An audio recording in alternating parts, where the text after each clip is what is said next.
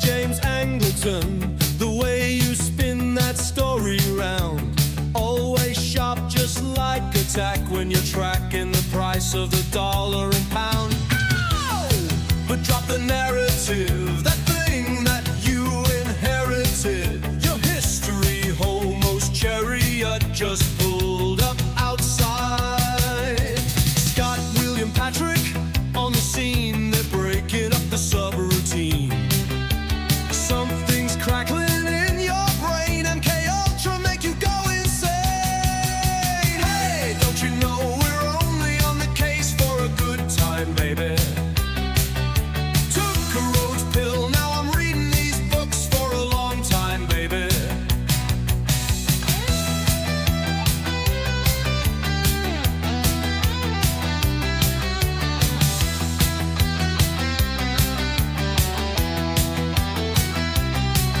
Honey pots and psyop traps, you can trust the plan until you snap. Slop conspiracy everywhere. History homos clear the air. Close your eyes, what's truth or lie? Hiding in the space between. Reality's a tangled scene. Tune in, you'll know what I mean.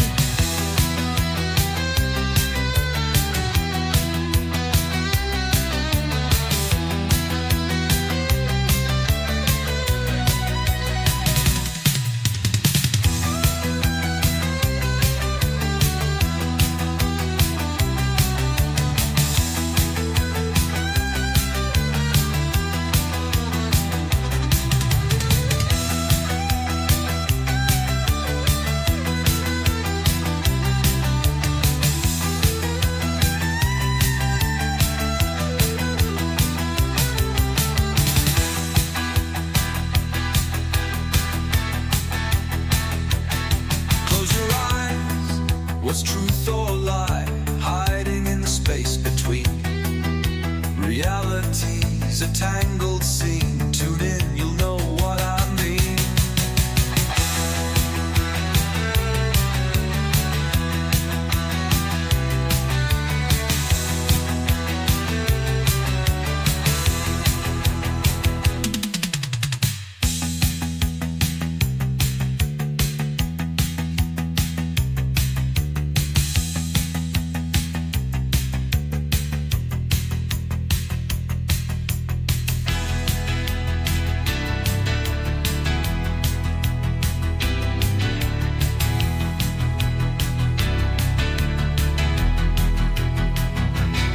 Hey, history homos only on the case for a good time, baby. Took a roach pill, now I'm reading these books for a long time, baby.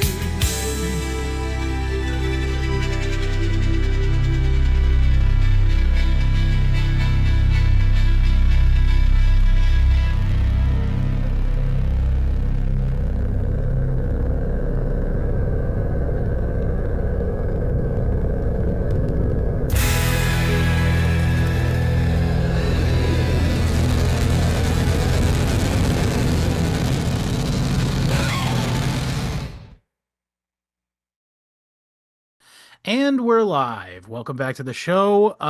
Patrick and I this week, before we start to this week's topic, which will be red meat for the History Homos longtime listeners, I do want to take a brief moment to break my constantly broken rule of making these episodes not evergreen. But today we are taping on a very Momentous.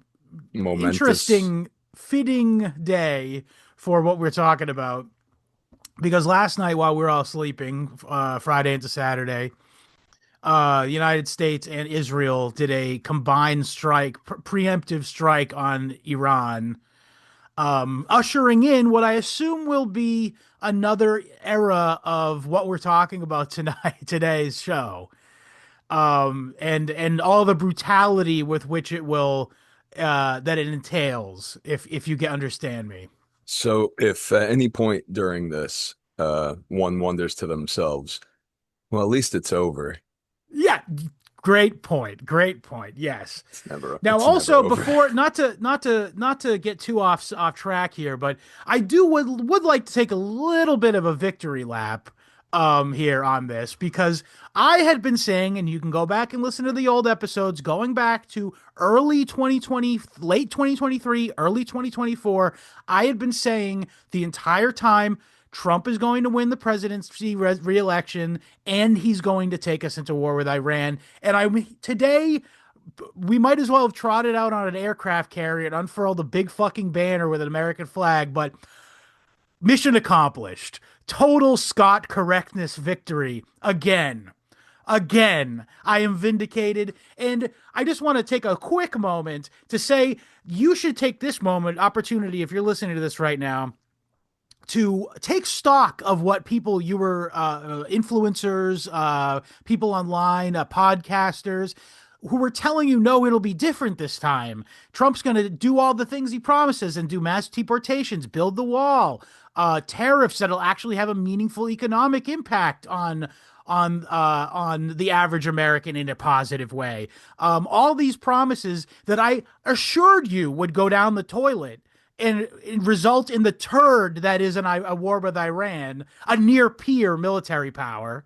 Yeah, that's what you get. And I want you to take a moment and take some stock in what the value of what those fucking people's opinion is.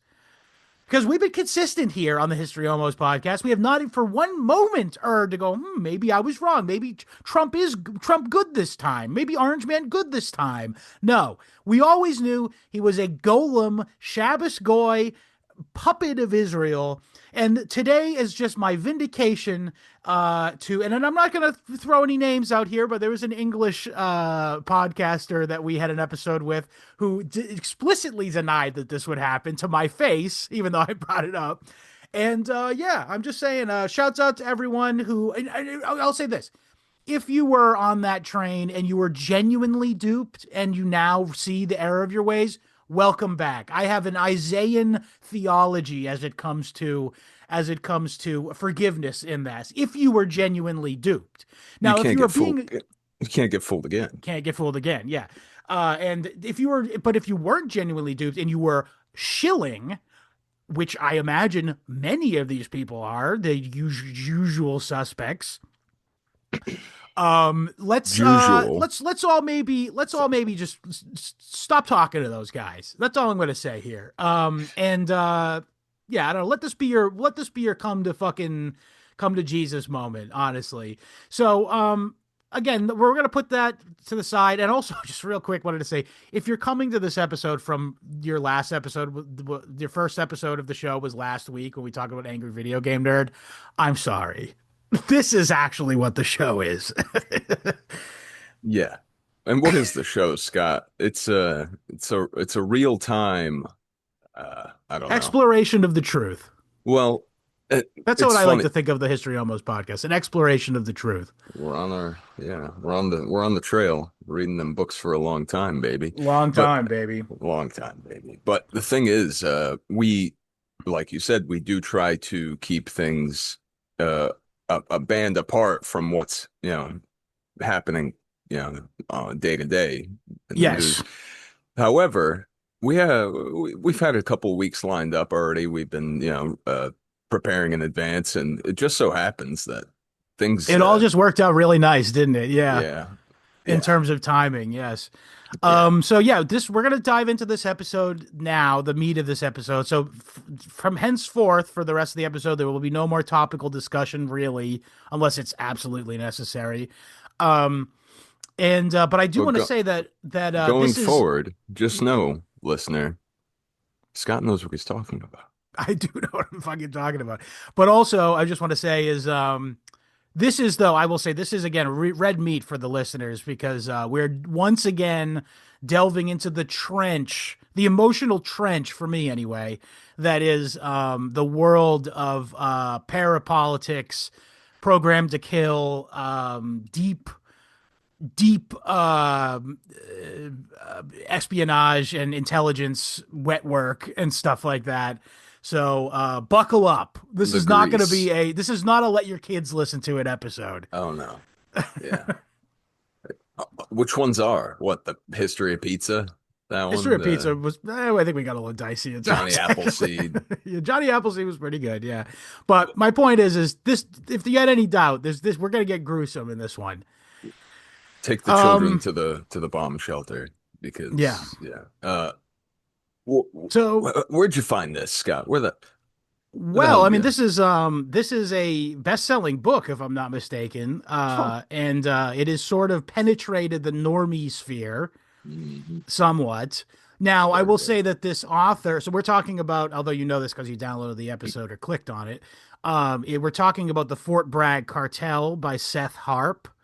And I think friends of the show, listeners of the show, will obviously recognize the similarities that we also drew from this to previous areas of interest, such as the program to kill, human and drug trafficking thesis. Mm. Um, and but however, the author does not quite go there. He kind of goes there. He alludes to things, but I think in his attempt to sort of keep things grounded in like a really journalistic tone, he resists the opportunity to do that. But I will assure you that we will not have that restraint in this episode, of course. No. Um, I think we've established our credibility plenty, Yes. or demolished it plenty. Yeah, Either true. way, um, the truth is, it's in between the lines. In the book, yes. In the And book, yeah. the paradigms that we view things through, and this what he's established here, Right. which is a lot more palatable to more I don't know, like baseline Yeah, Democrat normie. voting normie, Yeah, like well, I will say this: he did an interview on Democracy Now, if there you're you go. familiar with that. Yeah, What was that? and Is you that don't know about Sam Democracy Now? Cedar? That's no, it's not just far from San Cedar. He It's an did. old He Jewish was woman named Amy Goodman, who feels good, is man. yeah feels bad, man. And she's a typical lib, you know what I mean? Like sort of Bless her Bernie-esque socks. lib, Yeah, Bernie-esque lib, if you get me. But regardless, we're Bernie. not gonna sit here and shit on Amy Goodman too No. much, other than the obvious. Um, but yeah. So, but that's what I'm saying. So it's written for an audience that's kind of in that sort of milieu, like a sort of intelligent NPR. liberal audience. Like these are rogue NPR people. Yeah, Yeah, yeah. And like it does require a little bit of nuance because in the book, he is not afraid to. I don't feel like this guy is like a triggered lib at all. And he's welcome to come on the show to sort of correct anything we have wrong here, by the way. But I do think he's got like a kind of left libertarian sensibility to him, which those guys are fine, I guess. frankly, I mean, there's nothing in this book for anyone with hesitating about it. There's nothing in this book that reads with any puts none of his own flavor to it, it's just the facts, ma'am, Yeah, type thing. There's and any any asides he takes, or shots he takes at the whatever Trump administration. administration, Biden administration, both equally, pretty much. He goes back as far as Reagan and all, and so I disagreed with nothing, Yeah. because, and where the overlap in these paradigms is we do not we're not bedazzled or by the war machine. We don't look at Yeah. it and go, wow, it's big, look at that. Yeah. Wow. Look at they blew up an elementary school. Yes, they blew up an elementary school Can last you night. hawk the horde? Can you Yeah. yeah, The Israeli American coalition blew up an girls' yes, elementary school last night. So yeah, just yeah. strategic Maybe targets that'll turn out only. to be propaganda down the road, and future us will be chuckling at our dupedness. But Man, I already that video, just I opened an app and the it video just pops. started Yeah. playing, and I had my headphones in. I just the screaming. Ooh. Yeah. Just the screaming in my ear the first thing in the In morning. before rightoids online go, shouldn't have had girls in school. You know there's going to be some groiper saying that. Why weren't they homeschooled? Why were they born in there? There's a Let's lot of not things even that go could be down that road. better. We're All trying to get right. away from this stuff. Okay, so All Fort right. Bragg Cartel. So let's talk a little bit Picture about the this. formation of JSOC, USASOC. That's sort of the origin of this. So in the 1970s, the CIA was rightfully under a lot of criticism from specifically Congress and Senate. And they were mad because, first of all, they were mad that they weren't being consulted over MK Ultra. The church it culminated in Mhm. what was called the Church Committee, and the result of all that was that there would be like a lot more of congressional oversight to what the CIA was able to get up to. Now, previously to reading this, well, previously till I looked into this stuff, I probably would have immediately jumped to point out that the this is when the CIA decided to go private, essentially, and they started what they call the the I want to say it's called the Enterprise is what it was called. This is when they went private and sort of used front companies that they had started throughout the course of their operations through the 1940s, 50s, and 60s in order to funnel money using drugs and weapons trafficking and this is where we get like a lot of the Gary Webb what's that guy Barry Seal Mhm. stuff Hey, moving Mena, Arkansas. Go ahead. as long as they're not using taxpayer money, Scott, that's because that's really what gets my goat. All right. I don't want to So pay for true. that missile. Yeah, So no. this is a story that most of you are going to be familiar with. Is like the CIA began to fund itself more heavily using drug profits from the South America, using friendly militia groups that they doubly justified themselves by saying that they were fighting communism. This resulted in the Iran Contra incident. However, the other prong that the intelligence community and deep state, we'll use the word deep state, utilized to avoid these issues that are brought up by the church commission rather, was that they formed what we now know as JSOC and USASOC. JSOC stands for Joint Special Operations Command, and the USASOC is sort of like a broader umbrella that envelops it. It's the United States Special Operations Command. And but really it's they're like the support staff. JSOC is like the command structure plus the actual operators that work in special forces in this very special group that is outside of all the other branches of the military and answers to a newly formed assistant secretary of defense in the early 1980s when they created this department. They made a new position called the assistant secretary of defense for special operations.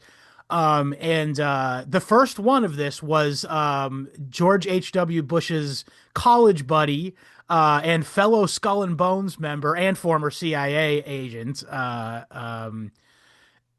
don't remember his name, so you're gonna have to forgive me on that. But Oh, you were riffing too. I It's a know. W. There's a couple. You just Google it. Whitcomb. Yeah, type that in. The first guy who's in head of JSOC. But yeah, so that's the first guy, and yes, he's a spook.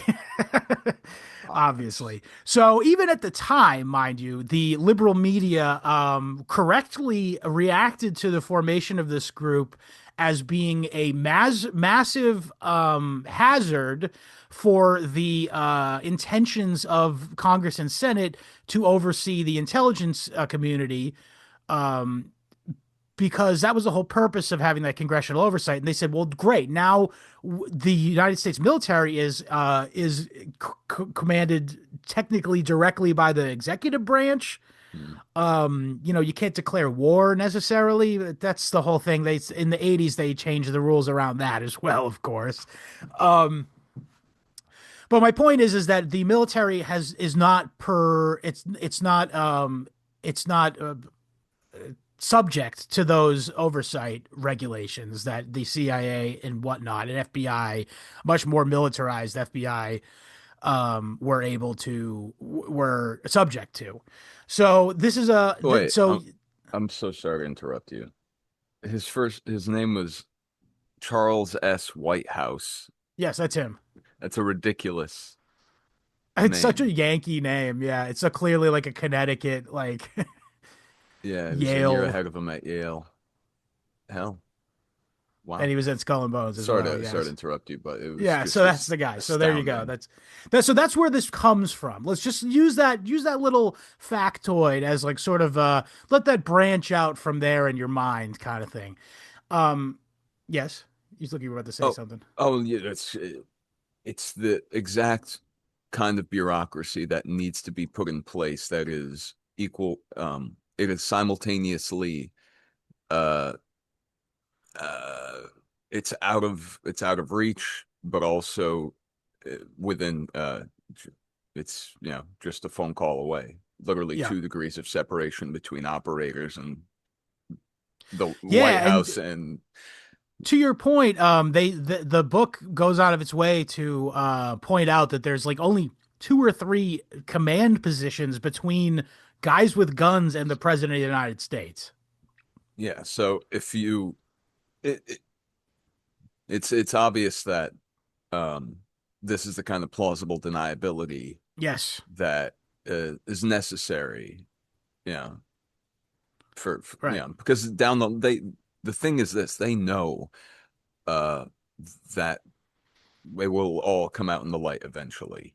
Not Right. all, but enough where investigations will pull up more things and names will be called into question. And so they, as much as they can, sometimes they'll drop shell casings and pool of blood after they kill the patsy, and but Yeah. so they're not perfect. No one's perfect, but Nobody's perfect. Yeah. yeah. So yeah, but so just to put the fine point on it, so you've all heard of the term Delta Force. Delta Force is not an actual name of something. It's sort of like a nickname or pseudonym of I don't know what the actual name of the unit is called. That's the point. It's kind of like this nebulous thing that is undefinable in its terms. Um, so the Delta Force is like the operative like unit that primarily is fielded by JSOC. There are other ones. Like the Civil Affairs Unit, and the several components of the 82nd Airborne Army division, and certain aspects of not all. So there is still the Green Berets exists outside of JSOC, but there are uh, components of the Green Berets within JSOC in support roles. And the other thing is they get pooled. The Delta Force soldiers all come from all of the branches of the military. So there could be Navy SEALs, there could be Green Berets, there could be guys from the Marines. I don't really remember what the name of their special operations division is called, but it doesn't matter. And But my point is it comes from everywhere, and it's the cream of the cream of everything. The top guys, the most. Straight Um, kefir, baby. Yes, and yeah, they do wear Yeah. those kefias a lot too. But I also want to point out that the system that they use for doing operations is called F3EAD. Could you just type in see what that stands for me? F3EAD, which Patrick is about to read what it stands for. Is this find, fix, Yep. finish, exploit, analyze, and disseminate? Yes, that is what F3EAD stands for. Henceforth, we're not going to say that. We're going to say F3EAD because I'm not remembering that. Um, and operationally speaking, there is zero daylight between that and the Phoenix program. Mm, There is yeah. literally no difference in the way that they operate between those two programs. Oh, Phoenix program no. was part of the reason they did the church committee, by the way. Yeah, Scott, it might be lost on you, but these guys, they have an acronym. And Yeah, it's so, not called Phoenix this time. Yeah, yeah, it's it's different. not, it's It's different. different. This is different. But It's nothing, democratic socialism. nothing is different. This is all, it's, I wanted to ask you, when you were mentioning that they were skimming the absolute best possible recruits to Cream get of the crop. into, Yeah. to operate within Delta, special forces in general. Um, what what do all these guys have in common, despite their differences and their branches, their experience, their specialties? What I are would the say the characteristics that you're looking for me to recite here are are they Capricorns? intelligence. I'll give them this. Intelligence is certainly not a dumb guy job. I would say that They need to be trusted with yes, I would say being able to be trusted and able to keep a secret. to work Discretion, alone. I think, is the word is that I'm looking for here. Yeah, And number three, the most important aspect that is required for being a member of Delta Force is Jewish. bloodlust. Oh, I thought you were gonna say your mother has to be Jewish. No, no, no. No, no. No, bloodlust, I would say probably. At least as the years ground on through the GWAT. Wouldn't you say? I think that's what the book sort of gave us the impression is that at the beginning there might have been some bright-eyed kind of optimistic, patriotic kind of guys, but as the Well, years wound on and yeah, the bodies stacked, only the people willing to do the job were of a disposition that was sort of inclined towards vulgar displays of power, to Scott, borrow a phrase. vulgar display of power. That's That's Pantera. Pantera, yeah. Yeah. Sick. Not sick. Yeah, Sick in the other way. Yeah. yeah. Do you imagine how much Pantera Those fueled guys the op were stayed listening to Yeah, Pantera, I I bet. gotta be Yeah. honest. This had to be the best office radio going. The office space that they describe I in was just gonna say, so let's talk a minute and about like the atmosphere in which this is sort of ensconced in. when they're not, yeah, when they're not working remote. Yes, of course. Yeah, So let's when let's they let's talk a little. So they have this base on Fort Bragg. It's JSOC headquarters. I think it's actually called USASOC headquarters. Now that I'm thinking about it, and JSOC is within it, ensconced within it. Um, and it is a frat essentially. yeah. They drink beer all day. It's Animal House again. It's We're Animal House talking all about it over again. again. Yeah. And yeah, so the way that it works is that they don't have like the regimented sort of schedules that like the other branches of the military typically have, where you have to be there all the time. You're always watch, you're always having duty, like just stupid stand around and guard duty kind of thing. Nothing, none of that. In the 8 months of the year that you are not deployed, you have a certain amount of trainings you need to receive, and these are wide ranging, by the way. They're language learning. They're like things like how to resist interrogation, which I imagine that training is very tough. There's different kinds of skydiving and How to climbing, and there's technology stuff that utilizing advanced surveillance technologies and whatnot, and perhaps even hacking. I don't know. how to undo a zip tie with nothing but your eyelashes. Yes, so I imagine something to that effect. Yeah, How to kill advanced escape. okay, to steal a term from Patrice O'Neill, how to kill a man with a leaf and a drop of water. Yeah, I forgot about that. That's funny. So good. Yeah, Um, no, there is a certain level of they do have to do certain things, but these things are only to make them more efficient when they are lethal and deployed. efficient. Yeah, Yeah. yeah. But then they do some other things in their free time Well, to that's what I was getting to, is that this leads to them having a large amount of free time, as you would imagine, and also the fact that they are within this structure that is that is completely has a pall of silence over it, as it were. It necessarily so. If you were to, if I was suddenly dictator and I had to implement special operations, deep cover kind of fucking force like this, I would also implement this system. I would also require that no speech come out of it, you know? And the other thing was they had that I can't remember AQT or something, but it was the name of the department that they have all bimbos working at, by the way.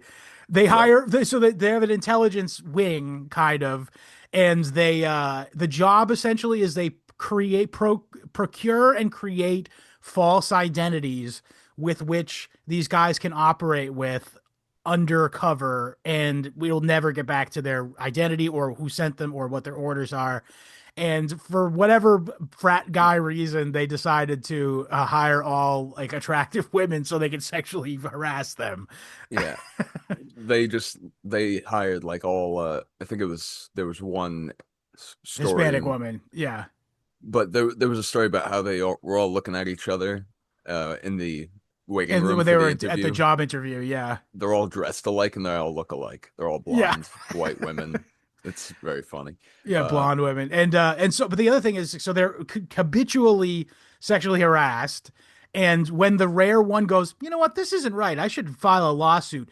They bullied her out of the service, and they made her lose her pension. So I mean, like, there's no advantage to fighting back. You might as well just take it if you're getting yourself involved in this kind of situation. There was like a chubby Hispanic woman who was like, they even harassed me. It was like she basically what she said. Like, they even I mean, I can understand the concern about backlash from a chubby Hispanic woman, but yeah. yeah, no, these But I guys are guess she had the thick enough skin to just go, all right, well, listen, this is the oh job. I'm going to get boys. harassed by a bunch of drunk white boys all day. Sometimes there's a live grenade in my desk, and if I open the drawer a little quick, yeah, Yeah. I should That know was, yeah, that. they did pranks on them too. I forgot How about that. dumb You're of right. me. Yeah, so like yeah, there's fun things going on. Yeah, there's flashbangs going off in people's desks, desk Good stuff. pops, Yeah. Real family friendly stuff. there's a bar, pool Yeah. There's a tables, bar in the unit. foosball. Yeah. Come on, man. Yeah. Sounds good. It's like Google in the late aughts, early tens. You're a short walk from where you can fire, you know, firearms. Plasma rifles, I'm assuming. Yeah. I'm assuming it's like XCOM. There You you guys go. have played Yeah. that? Yeah. So yeah, they're just firing plasma rifles at I don't know those poor Cuban guys that didn't get sent off on the skiff started to be topical again. Oh Yeah. yeah, yeah. What in the last week we had the Bay day of of Pigs too. Yeah. yeah 2.5 electric boogaloo. Great. Okay. Yeah. So Good times. yeah, Good times. this place is the kind of the lack Toxic, of I think the word is. I don't want to throw that around too flagrantly, but Lightly. yeah, Yeah. it very quickly could devolve into that because the same lack of oversight that these guys do, I would think, need because frankly, doesn't make sense. I don't know. Wait, what doesn't make sense? Just walk with me. I'm never going to be an apologist for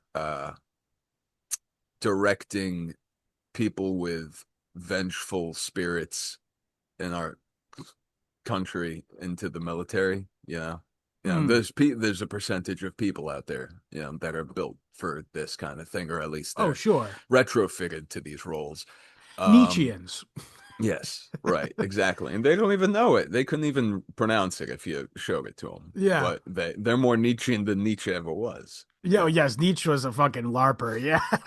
Nietzsche, yeah, Oh, Fred Nietzsche he mumbled under his breath so these guys could chop could their war friends' cry. heads off, and Yeah. So, yeah, So no, let's it's do a dumb. quick little. Let's do a It's little dumb to history think lesson. these guys are going to file paperwork, Yes, but it's that's a also good point. not safe to put women around them or Yes, any but are you going to have? animals. Yeah, I see what you're saying. So it's a no-win situation. You're going to have. You're just going to have to pick women who are willing to be harassed, essentially, to do the job.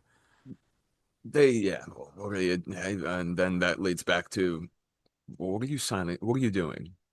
What are you doing there? Like you want to Yeah, serve your I country? know. All right, cool. They have good benefits, I hear. But anyway, Benny's. I was just gonna say is so. By the way, I also want to mention that these guys are ubiquitously trained by the IDF. When they are in Israel, they wear the uniform of the IDF. So every single person we're about to talk about in this episode has a photo of them somewhere in an IDF outfit, like Epstein. And Um, they were instructed Thank you. prior to getting into their Mode of service. espionage training and stuff like that. Yes. It was made very clear to them, guys, you're going to be all over the world, and you're going to be employing these tactics we're teaching you here. But when you go to Israel, no, no, no, no. They explicitly there's On a your best regulation. It's behavior. written into regulations, as I understand it, that there is to be never any spying done against Israel ever. And it's the only country that is listed in this way. Like they don't even under the, I would give them a little bit more leeway if it said like Israel, UK, France, maybe I don't even think that's kind of pushing it, but like Israel, UK, and like Australia. If that was the sure. list, I'd go, The Anglo-American yeah. establishment. Yeah. I would say, okay, Guam. maybe. Yeah. Uh, Well, that's America. Um, it's a territory of America. But I was just gonna say Get though, back but to it's them. not. It's a complete Zionist, unprincipled exception as Mhm. always. Mhm. But the best part is that when the Americans are sent there to train with the IDF, they don't even get to pick their own accommodations, and they are knowingly being booked into hotels that are bugged for audio and video. Mhm. They're probably told, "Hey guys, keep It's it." bugged. Yeah. So Yeah, don't bring some girl. If you're going to bring a girl home, go back to her apartment. Although, yeah, you know that they send honeypots to these guys. Like, yeah, you know, you damn know they yeah. do that. I told you that story, not to get sidetracked here, but when Ezra Levant, the owner of Rebel Media from Canada, brought all those right wing influencers to Israel in like 2017. He brought, as one of them was Gavin McInnes, and he said that every night he was there, like a different fat Jewish woman tried to bed him, like while he was there, and I'm like, do you not realize that that is like a fucking honeypot? Like you, like they Honey probably jar. intentionally sent a fat one because you go, well, they wouldn't send this, Uh, right? Like there's a little that- psychology going on, you know. maybe they just know Gavin. But that's another thing. Maybe they have a profile on him and they go, yeah, he cheats on his girlfriend or cheats on his wife with fat women only because they won't tell. Um, But my point Interesting. is they have Yeah. a very they have a very sophisticated blackmail operation, I imagine. That Mhm. and if you think that these guys, these JSOC soldiers, Delta Force soldiers training in Israel, are not getting blackmailed for every little thing that they do, and or bugged for whatever kind of communications that they're having with back in America and their commanders, if they are, I don't know. But regardless, this is like definitely a weak link in the whole shell of silence that they're Mhm. trying to do here. The Uh, Iron Dome of silence. yeah. So Yeah. let's talk a little bit about the history, specifically Afghanistan. Something that's a little bit forgotten thanks to our short memories and the fact that the media loved ignoring Afghanistan for good reason, and we'll see why through the course of this episode. I'd like to. Yeah, I'd I like wish to I didn't not even have know to it know. existed in the first place. And well, I my wish the hands. only thing I knew about Afghanistan is that's where Alexander the Great stopped. All right, this is enough. Yeah. Yeah. No, I wish that they forced my hand. They forced Yes. our brains. So so obviously the Mujahideen were a group of militants that the CIA backed in order to get the Soviets out. The Rambo 3 is dedicated to the brave Mujahideen warriors of Afghanistan. And they were successful throughout the 1990s to have a stranglehold on the region, and during that time period, poppy production sort of bubbled up. This is where the country became sort of a narco state.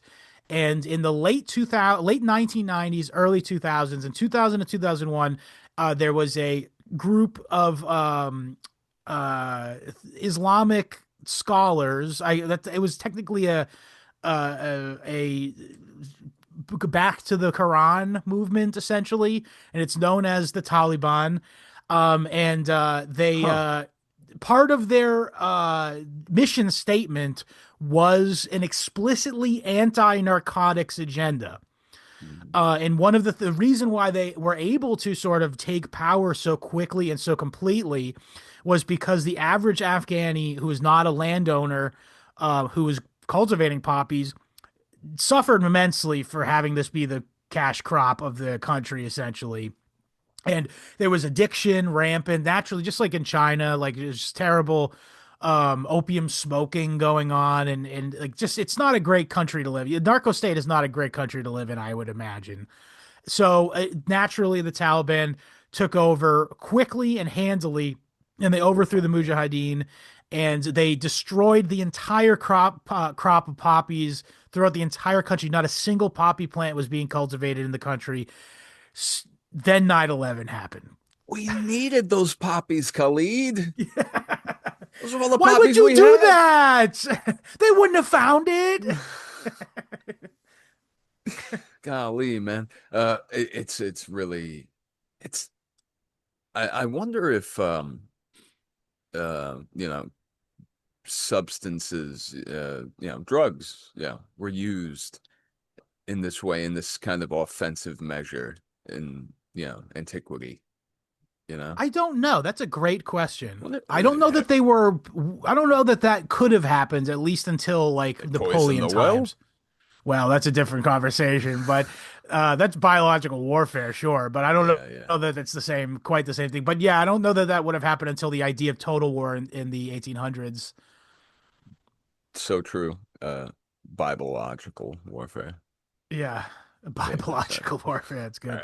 right. No, But yeah, okay. What so I was gonna say. So the is 9/11 Taliban is happens. no nonsense. Yeah, and you know what? I'm gonna go out on a limb here. I support the Taliban. I am pro Taliban. What I, as I understand it in the book, according to the book and to my own research, at this time, since Joe Biden withdrew from Afghanistan, the Taliban took over. To my knowledge, there is no poppy cultivation going on in Afghanistan whatsoever. But what do you know? We have fucking fentanyl now. Who needs fucking poppies? Yeah. I still don't know who to thank for fentanyl. The CIA. So, They try so to say it's China, but that sounds like classic CIA, like China bullshit. this is like foodie shit. It's like it's Chinese. No, it's Mexican. It's like no, Yeah, it's it's just made in a fusion. It's lab. CIA Chinese fusion. I want to get Can I get some fentanyl tapas? just is there a side option? Do I have to get the whole thing? Yeah, can we just get it as an appetizer? I can't eat all this. Yeah, I'll be leaned over in South Station. Like, Yeah, what do you make of that? Well, it's too much of a sidebar talking about all these videos I've seen of cops like getting all oh, I think they're just taking the wonky. stuff and they're lying and saying I touched it. Ah, Yeah. yeah, that's that If thought this might book have tells you crossed my anything, mind. people just lie and just have like second Mhm. lives that they don't tell anybody about, you know? Uh, so yeah, so 9/11 happens. We all know the story behind that. In my opinion, it was a joint operation between Mossad and the CIA, and the FBI. Really, the FBI was fundamental in making sure that those hijackers were unperturbed during their time that they were moving around the United States and, among other places, staying at property that was owned by the same Saudi national who also owned the property that the Heaven's Gate people lived at. Huh.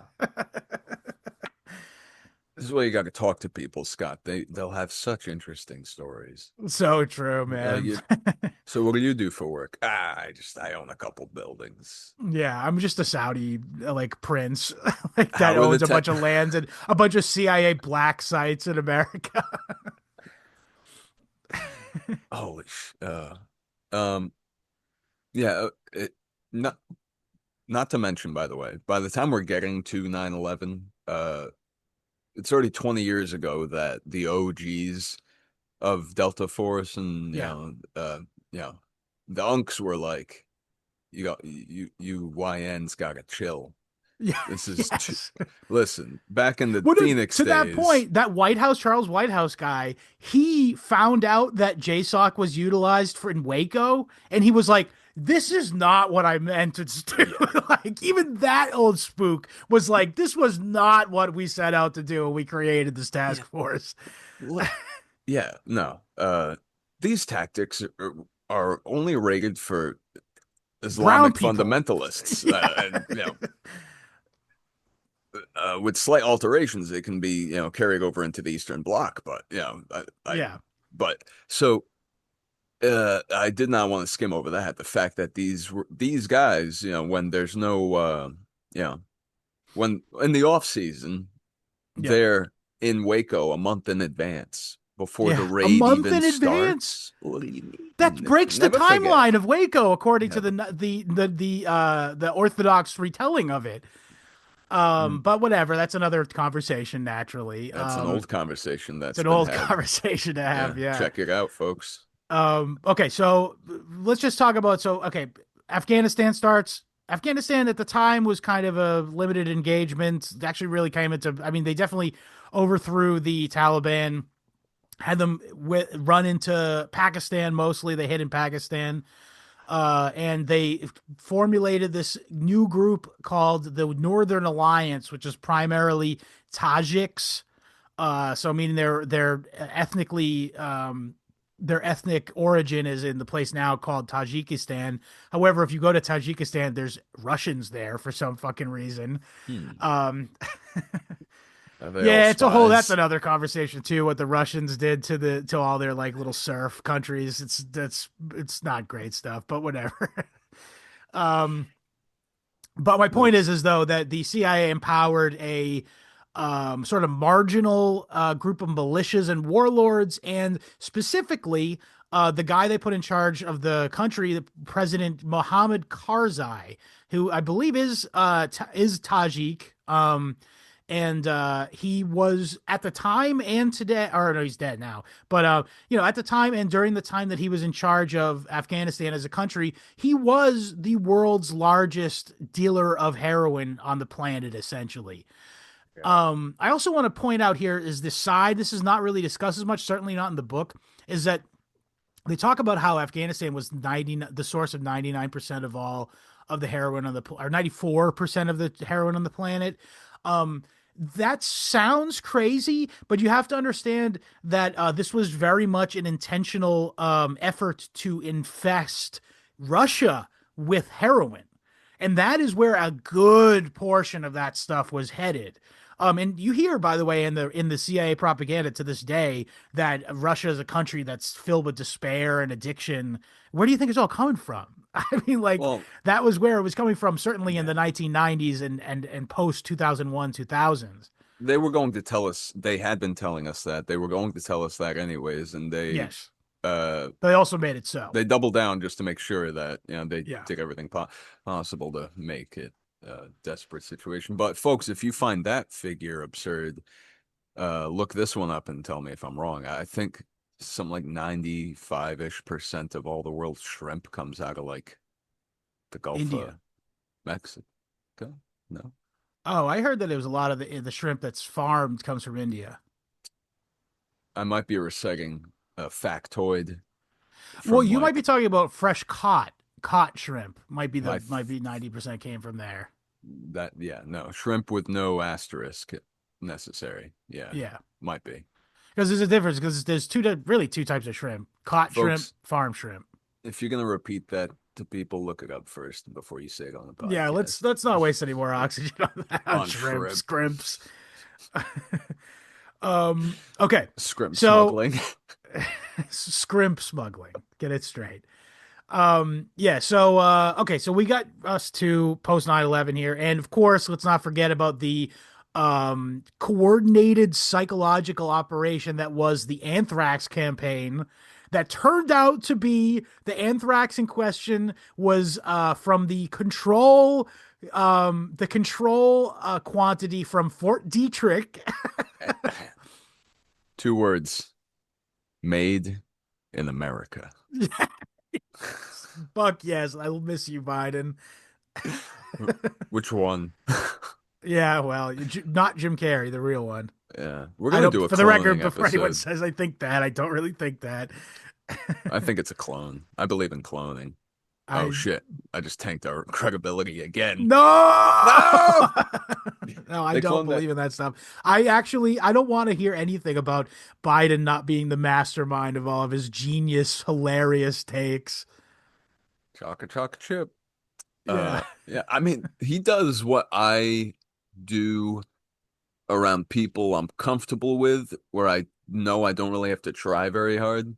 So And yeah, like, he's a, what do you call that? but he feels like we're all his family, so he's Stream of not worried. consciousness. It's a Yeah, stream of consciousness he has. Yeah. it's a it's a real scream of consciousness. Yeah. Um, Ice cream of consciousness. Yeah. yeah, no, um, it's like if I'm at home and like my lady asks me, "Is it good?" Whatever I'm eating, I'm like, wow, wow, wow. I just make noises with my mouth. Yeah, that's yeah. him to us. Yeah. Yeah. It's how he feels about us as a father figure, if you But will. back in the day, he was running cover for Delta Force. Yes, of He course. was in the 80s, right? I think Yeah. that Yes, he was was. the era, trying to downplay the shit leading up to Iran-Contra. Iran Country, the role of Delta Force in that whole thing, which is another conversation we could have another day. Mm. Okay, so now that we got all that backstory, let's talk about the principles. Mm. The main people we're talking about are a guy named William Levine. So now again, I listened to the audiobook of this, like the Audible audiobook of this. So I did not Mm. clap eyes on his name written out the entire time. I read the book twice, mind you, or listened to Mm. the book twice, mind you. So I was the entire time assuming it was Levine, which, No, no, it's got my prejudices would sort of lead me to that interpretation. Now it is spelled Lavigene, like Avril Lavigne. Who's Jewish? nice. Who's Jewish? Um, I can hear you.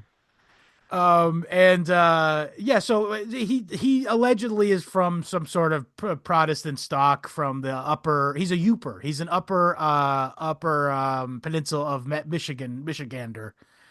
Um, Real and corn-fed type. yeah, it's a pretty well known as like a very frigid and wildernessy kind of place.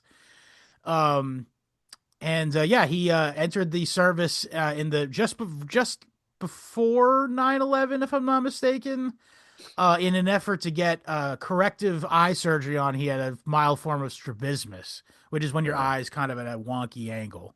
yeah. Um, so Which, that's the there main you guy we're go. talking about. He's probably the most pivotal figure in this entire thing. And Vanity he, of vanities. yes, That's yeah, it so seems like it. stupid. Yeah. That's so stupid, man. This all like his whole, If he had arc. just learned to live with a strabismus, yeah, he could have If he had a just different like life. lived with like, if he could have just been like cool sunglasses guy. Like, True. you Good know, point. it's fine, dude. I think, Uh, I kind of, I guess if I had to get an armchair psychologist about it, I would say he was like, oh, I'm balding. And I feel like being bald and having a wonky eye is too much to ask. So he's like, I'm fine with being bald, which you should be, by the way. But I kind of see the thank you. whole I want to fix the wonky eye thing. You know what I mean? Yeah. Yeah. Well, all right. Listen, I'm sorry I got distracted, but it's just that is, the predominant reason for not eye surgery. Certainly was his stated reason for joining the service. Yeah. That is, most people are joining the service because of the benefits that Yes, it offers, not because because of the precarity of the economic system on which we live, which is a massive extractive component that goes from the pockets of your average working stiff to the state of Israel. That's a major drain on our economy, as it were. Yeah, And my also the security state that is also necessitated by the fact that we are essentially Israel's whipping boy and attack dog, as it were. All this is not, and it would not be necessary if we were not an active participant in the realization of the Greater Israel Project. And again, well, to that extent, his first deployment was William Levine's first deployment was to Iraq. And he joined, I believe did he go through the Green Berets, if I'm not mistaken? He was the army, so I would imagine he went through the Green Berets. I believe he didn't make it through Green Berets, but they pulled him aside for something else, wasn't it? I don't remember. I don't think this is very important, but basically his track Probably. was he found himself after a few deployments on Delta Force. And he deployed to the Philippines, Iraq several times, Afghanistan several times. I think he went to Mali at one Mhm. point.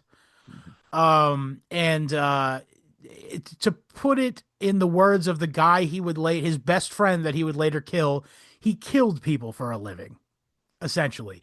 Now, I can only imagine his It's a role living. was being an operative in the F3 EAD system, which, just to take a quick pause and remind you from, by the way, this would be a great opportunity if you haven't listened to it, maybe listen to it after, go check out our Phoenix program episode, because like, again, operationally speaking, this is an identical thing at way it works. And I'll just give you a brief overview now. So basically they would have a sort of target pool Mm. in which they would choose a target. They would execute a strike utilizing a combination of bearded, ununiformed special ops guys, Delta Force Disguised. guys, disguised. Yeah, they did disguise. Actually, Perhaps. they would dress up as women sometimes. They would dress up as like, goat herder type, Arab guys wearing their heads covered and stuff. Um, Operationally speaking, dress dressing as a woman in that area makes more sense because they're the ones that wear the full body and yes, head covering, and also right. they get to make that fun noise, the ululation or whatever it's called. Oh yeah, that. Yeah, they do that. But there wasn't really a need for any lipstick. I don't know why they They did wear lipstick. I don't know These what guys are gay. it's tactical, man. Look, I was it's also reminded of that story in the middle of the book, sandwich in the middle of the book, where they're talking about how, because they were going through they're going through all these like weird deaths that occurred, like, be it overdoses, murders. One of them was two. I don't know if it was Delta Force or they're just some sort of JSOC guy, but there was a guy in their unit that was like a real conservative, stick up his ass type guy, and they're like, "I know, we're gonna prank him. You strangle him, you hold him down, and then this other guy is gonna lick his ass." And in the struggle, he choked to uh, death. they were going. They had a name for it, Operation Salad Toss. Yes, Hilarious, guys. Real this is cut really ups. funny, These cool guys. guy stuff to do. Yeah, Uh, so, totally hetero stuff to be doing. but the I'm guy that sorry they, if you were in the military and you overlooked stuff like this in order to get through your day to day, and I'm sorry you went through that. I'll say to you what I say to every one of them, that I meet, veterans. I'm glad you're home. Yes, yeah, Uh, good way to frame it. Yeah, I'd rather you be here. yes, I'm glad you're back. No matter how nutty you are, I'd rather we take care of you rather than you go, decimate the country somewhere else. Yep. But the thing is, the, here's the thing. To quote a great philosopher, an Israeli Uh, philosopher, here's the thing, folks. folks. Uh, I think that these guys, the guy that they were gonna put on a leash to assault this guy, he Yeah, was a prisoner, as far as I am aware, right? He wasn't doing that. I thought that was another guy in the unit. Oh God, Yeah, no, I didn't revisit that passage Yeah, to I get the full. skipped. I sort of like let it go through me the second time. Yeah, It was absurd until it gets, and this speaks to Seth Harp's writing, as he really knows how to write. It was disturbing up until it was really, really just dark because they suffocate, they just killed the guy. They yeah, in a gay prank. Oh, his neck crumpled. Oops. Oops. Bye. Yeah. It is Um, what it is. Anyway, so let's just talk about so F3EAD. So yeah, please. basically they go to a target, they kill him. Oh, and they also big part of it is very much like the Phoenix program. They have major cooperation between them and like the militias in Iraq. They heavily use Kurdish militias. Um and so just like the Phoenix, they would use those ARV. What do they call those guys? In it doesn't matter, but it was Arvins. yeah, the ARVN guys. But there was a specific unit that they used for uh for the Phoenix. It doesn't matter. It doesn't matter. Just go back and listen to that episode if you want to hear about it. Um, yeah, so and then they would then collect every piece of physical writing and or piece of technology, and then they would scrape it for names, which they would feed into a computer, just like the Phoenix program, and the Mhm. computer would sort of determine which of these people would be the next target, which they would do this, and they would sort of spider web out. The idea was to eliminate the infrastructure of something they called Iraq, Al Qaeda in Iraq, AIQ, which was the guy who coined this is a guy named William McChrystal. He was the guy who was in charge of the entire Iraq war under Obama, and Obama. um, he essentially, I mean, he may have been from Bush too, but Obama inherited him. But even in his fucking his memoirs, he says, yeah, Al Qaeda in Iraq was something we made up to justify us being there. And who knows if he would have put it that way if he wasn't, uh, uh, run out of his position by Yeah, well, that's Obama. true. That Chris Hedges Um, guy or whatever, was it Chris Hedges? No, it's Christopher Bowling, I the guy don't who rammed his remember. car into who had his car rammed into the tree. Oh, not Seth Rich. Uh, Chris. Christopher Bowling or No, no, something. I got it. Whatever. But so that guy basically wrote an expose on McChrystal, got him fired essentially, and he got replaced by his underling William McRaven, who was even more craven and more willing to go all in with the F3EAD protocol. Um, and this also coincides with the surge. Remember the surge? You might have been a little young for the surge, but the idea was that we thought that we were just going to install this stupid fake Iraqi regime in power here and then leave. That was totally our plan. Why isn't it working? Well, what'll we do? We'll have a troop surge.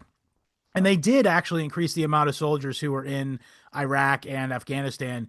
But the real secret surge was that they massively upticked the amount of these F3EAD oriented special operations campaigns. And I just got to tell you a little, I'm going to give you a little bit of an anecdote here. I've definitely told this story on the show before, but I knew a guy, I'm not going to say his name, Michael but Hastings. Michael Hastings is the guy we were talking about. Yes. Yeah. This is Thank you. not Michael Hastings. Michael Yeah, yeah, is the Hastings is the car ram guy. died for the Um, truth, and may God preserve his ever so living soul. Yes. yeah.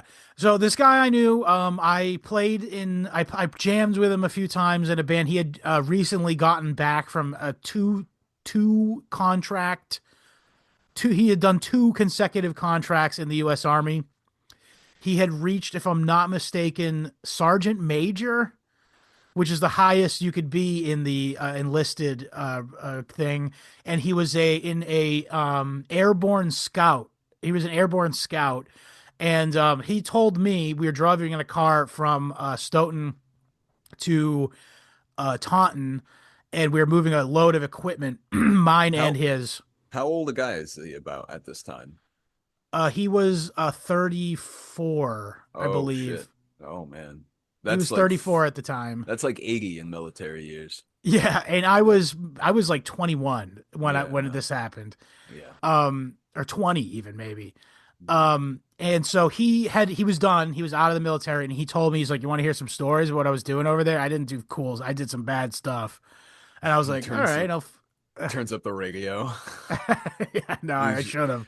No, he told me what he was the guy who would set up these operations essentially, and they would have so there would be a target that he himself imbibed the idea that they were actually a threat.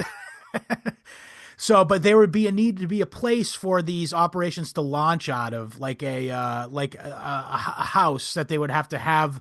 They would have to start from essentially that they'd launch the operations from. So his job would be a week or 2 or 3 days up to a week in advance, attack a building, a house or barn or something that was privately held by some random Iraqi or Afghani, hold the entire family at gunpoint until the entire thing was over, so and so sort of for commandeer their home.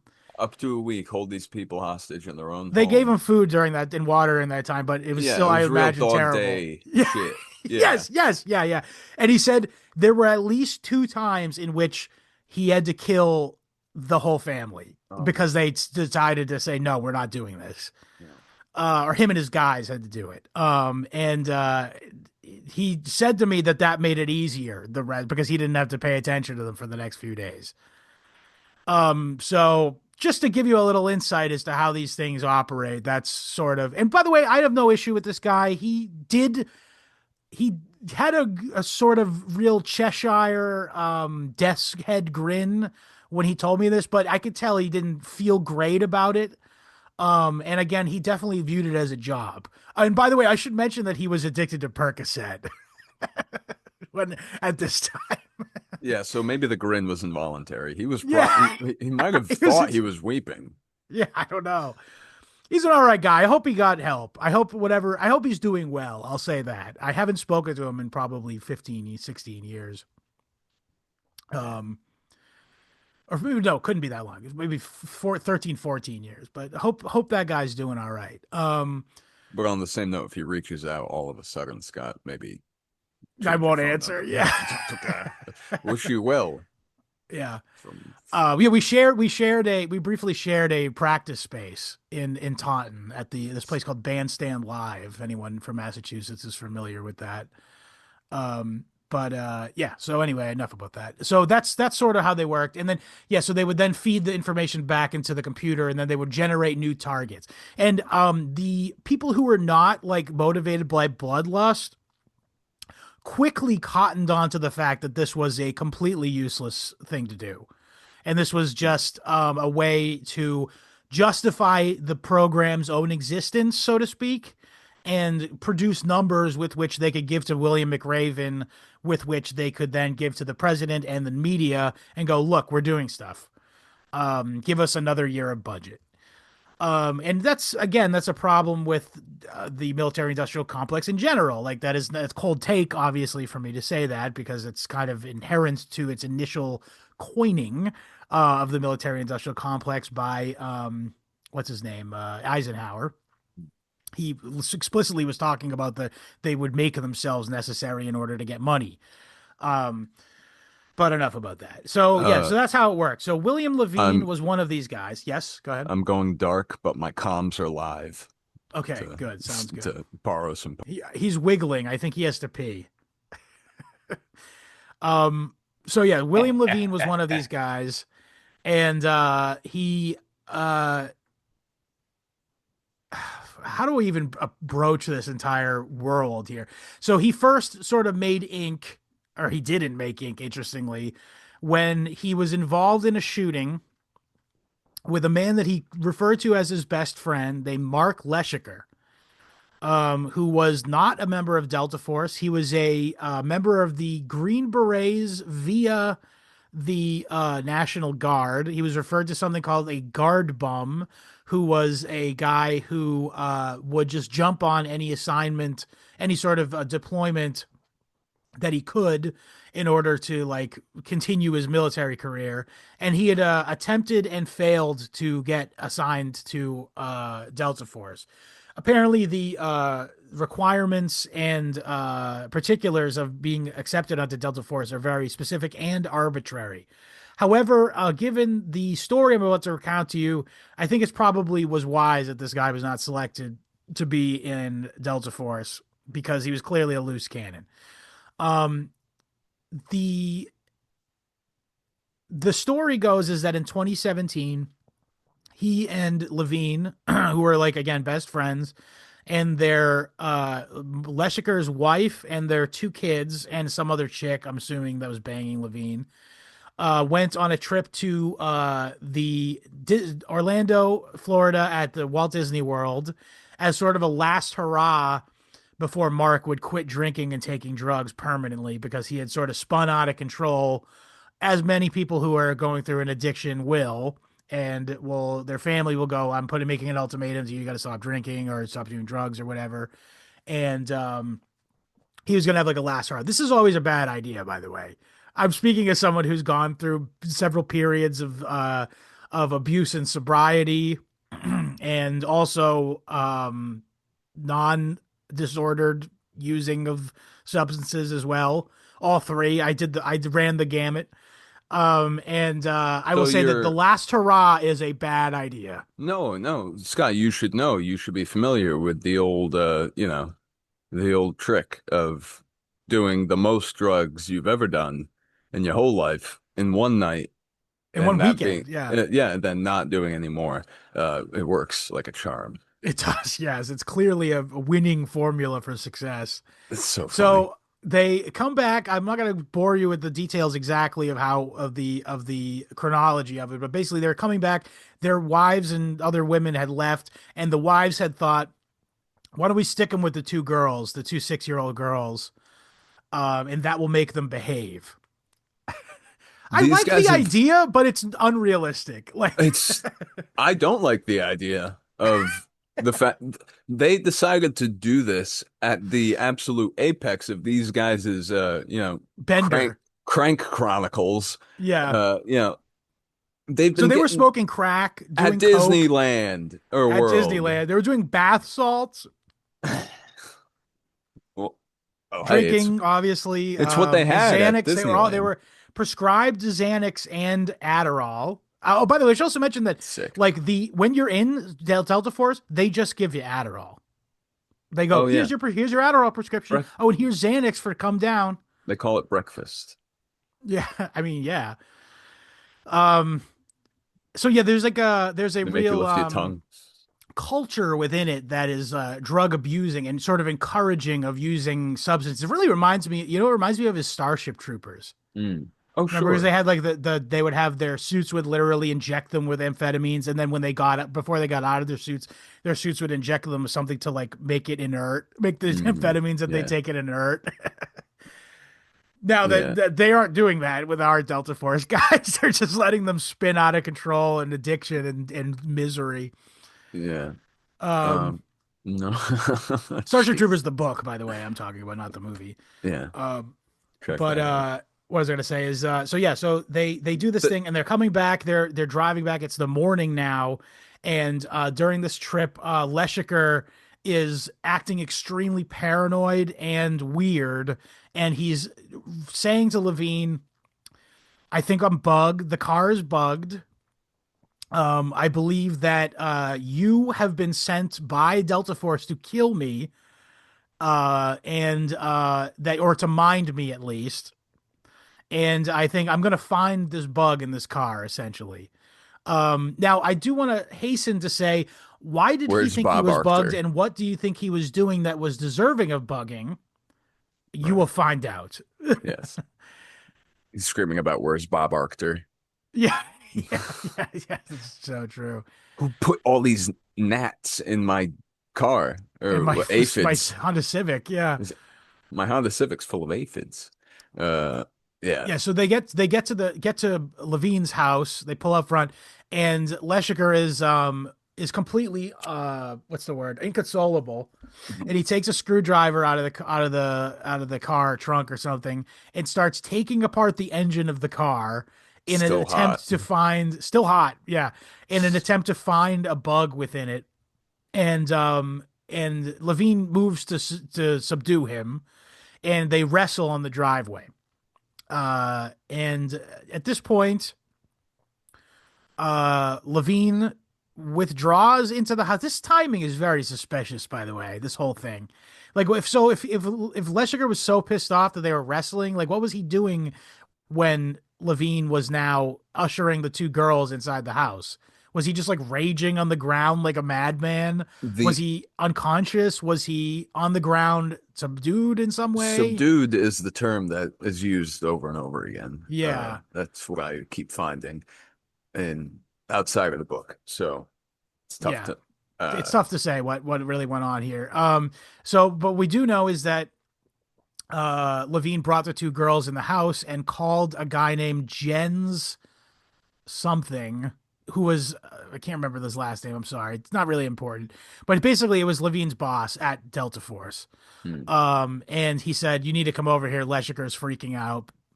And when he returned from this phone call, he realized that in that time, Leshiker had come to the front door, banged on it, called to his daughter, and said, "Let Daddy in."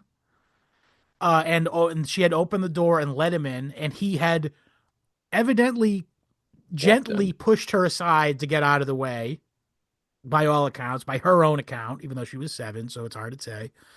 And then seemingly barreled at Levine with nothing in his hands, meaning he might slug him at worst, which I assume he's trained to receive. I mean, also, like, It's strange. I don't know. It's it seems like it was going to be a punch. You know what I mean? He's going to yeah. he's going to punch his buddy in the face for taking his daughter in the house without him. I Yeah, mean, yeah. kind of almost That understandable. with all the drugs at play here, there's really no point in trying to uh Yeah. I mean, make they're too both much sense addled. out of it. Yeah, they're both addled at this point, right? Mm. But instead of either just taking the blow and or grabbing him and sort of subduing him again, as he clearly was able to because he did it outside, he took out his concealed 9mm pistol and shot him upwards of 5 times in 5 different directions, including from most of them from the back.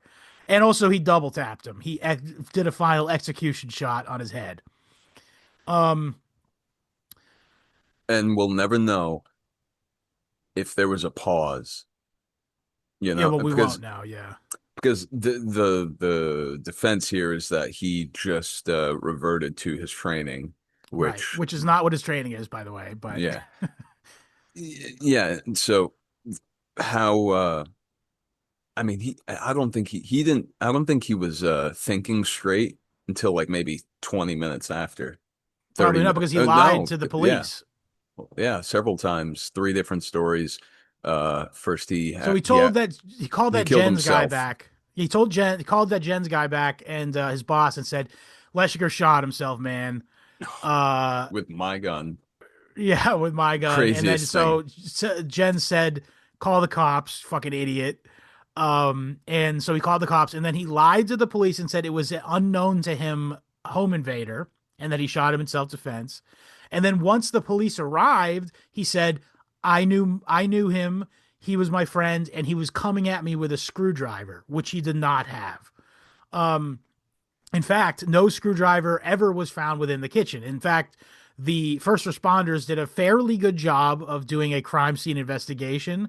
And it wasn't until later when CID came, they did a more expanded investigation in which they mocked up photos. CID, by the way, is the Criminal Investigation Division of the U.S. military. It's multi-branch. It overarches over all of the branches, and it's also the organization that covered up the Michael Aquino daycare thing as well. So they're bad. So they participated in the cover up of this as well, and they basically, without getting into too much of the mud here, basically. Oh, also the DA of Cumberland County is a guy named Billy West, which is a very funny name to me because Billy West, the voice actor slash comedian. But he was a very friendly in the military, and he very seldom brought charges against any guy, particularly of the special operations milieu. And but more broadly speaking, he was loath to even bring charges against anyone who was stationed at Fort Bragg. Which, by the way, Fort Bragg is like the entire economy of this area. Fort Bragg is the biggest military base in America that is owned by America, and it has the most people at it.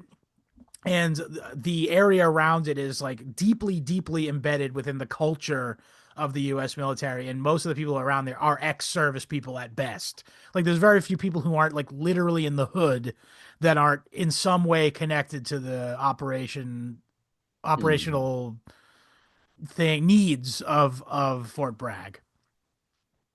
think I think Lafayette or that county that Lafayette it's is the name of the city, yeah, that it's Lafayette is around. the adjoining city Cumberland County is the name of the county. was the first sanctuary community for veterans where basically they're offering benefits and perks to Oh, interesting. I staying didn't in know the that. area. Yeah, it's find it. It's It's an Ouroboros of military, though, basically, mm, essentially. yeah, and everyone is 1 degree removed or just got out or is currently in, and uh, it's also, funnily enough, what did I tell? What who was it? Gallagher? Gallagher the comedian? Yeah. Oh, did you not see my Instagram message? I must have missed it, yeah. It was three notable figures that were born in Lafayette. Um, Gallagher was one of them. What about Gallagher, Gallagher? I'm guessing Gallagher too must have been as well. notable watermelon abuser. All right. Yeah. Uh, Velma Barnfield, was it? Who's that? She was a serial killer. She was a mean lady, Interesting. mean bitch. She mostly a Black Widow thing, really. I think Velma Right. Barfield, yeah. Oh, and peace be upon him, George Floyd. Oh, really? Yes, Interesting. yeah, born in Lafayette. Interesting. I did not. That's very funny. Uh, Um, I don't know what that. None of those things are related to what we're talking about, no, though. I don't think so either. Yeah, But but it's very funny. Coinky dink. But just to put to sort of illustrate the complicity of the military sort of leniency, the leniency that is bestowed on the military there by the county is that there was that. So Levine was also. Let's put a pin in this. Basically, the whole thing went away. CIAD declined to press charges on him, and the county, Billy West DA County, decided that it was a justified homicide, essentially, and like nothing stuck to him, basically.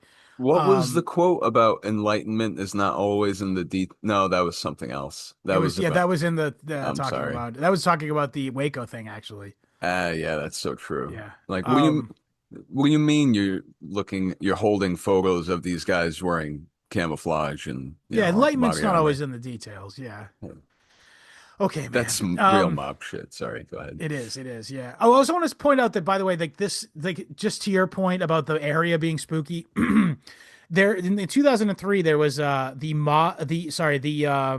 Dead Wife Summer, where like five different ex Iraq deployed servicemen family annihilated and killed their wives and by the way, the way the media spun it was not, oh, these guys clearly did some fucked up shit in Iraq and they're bringing their stress home.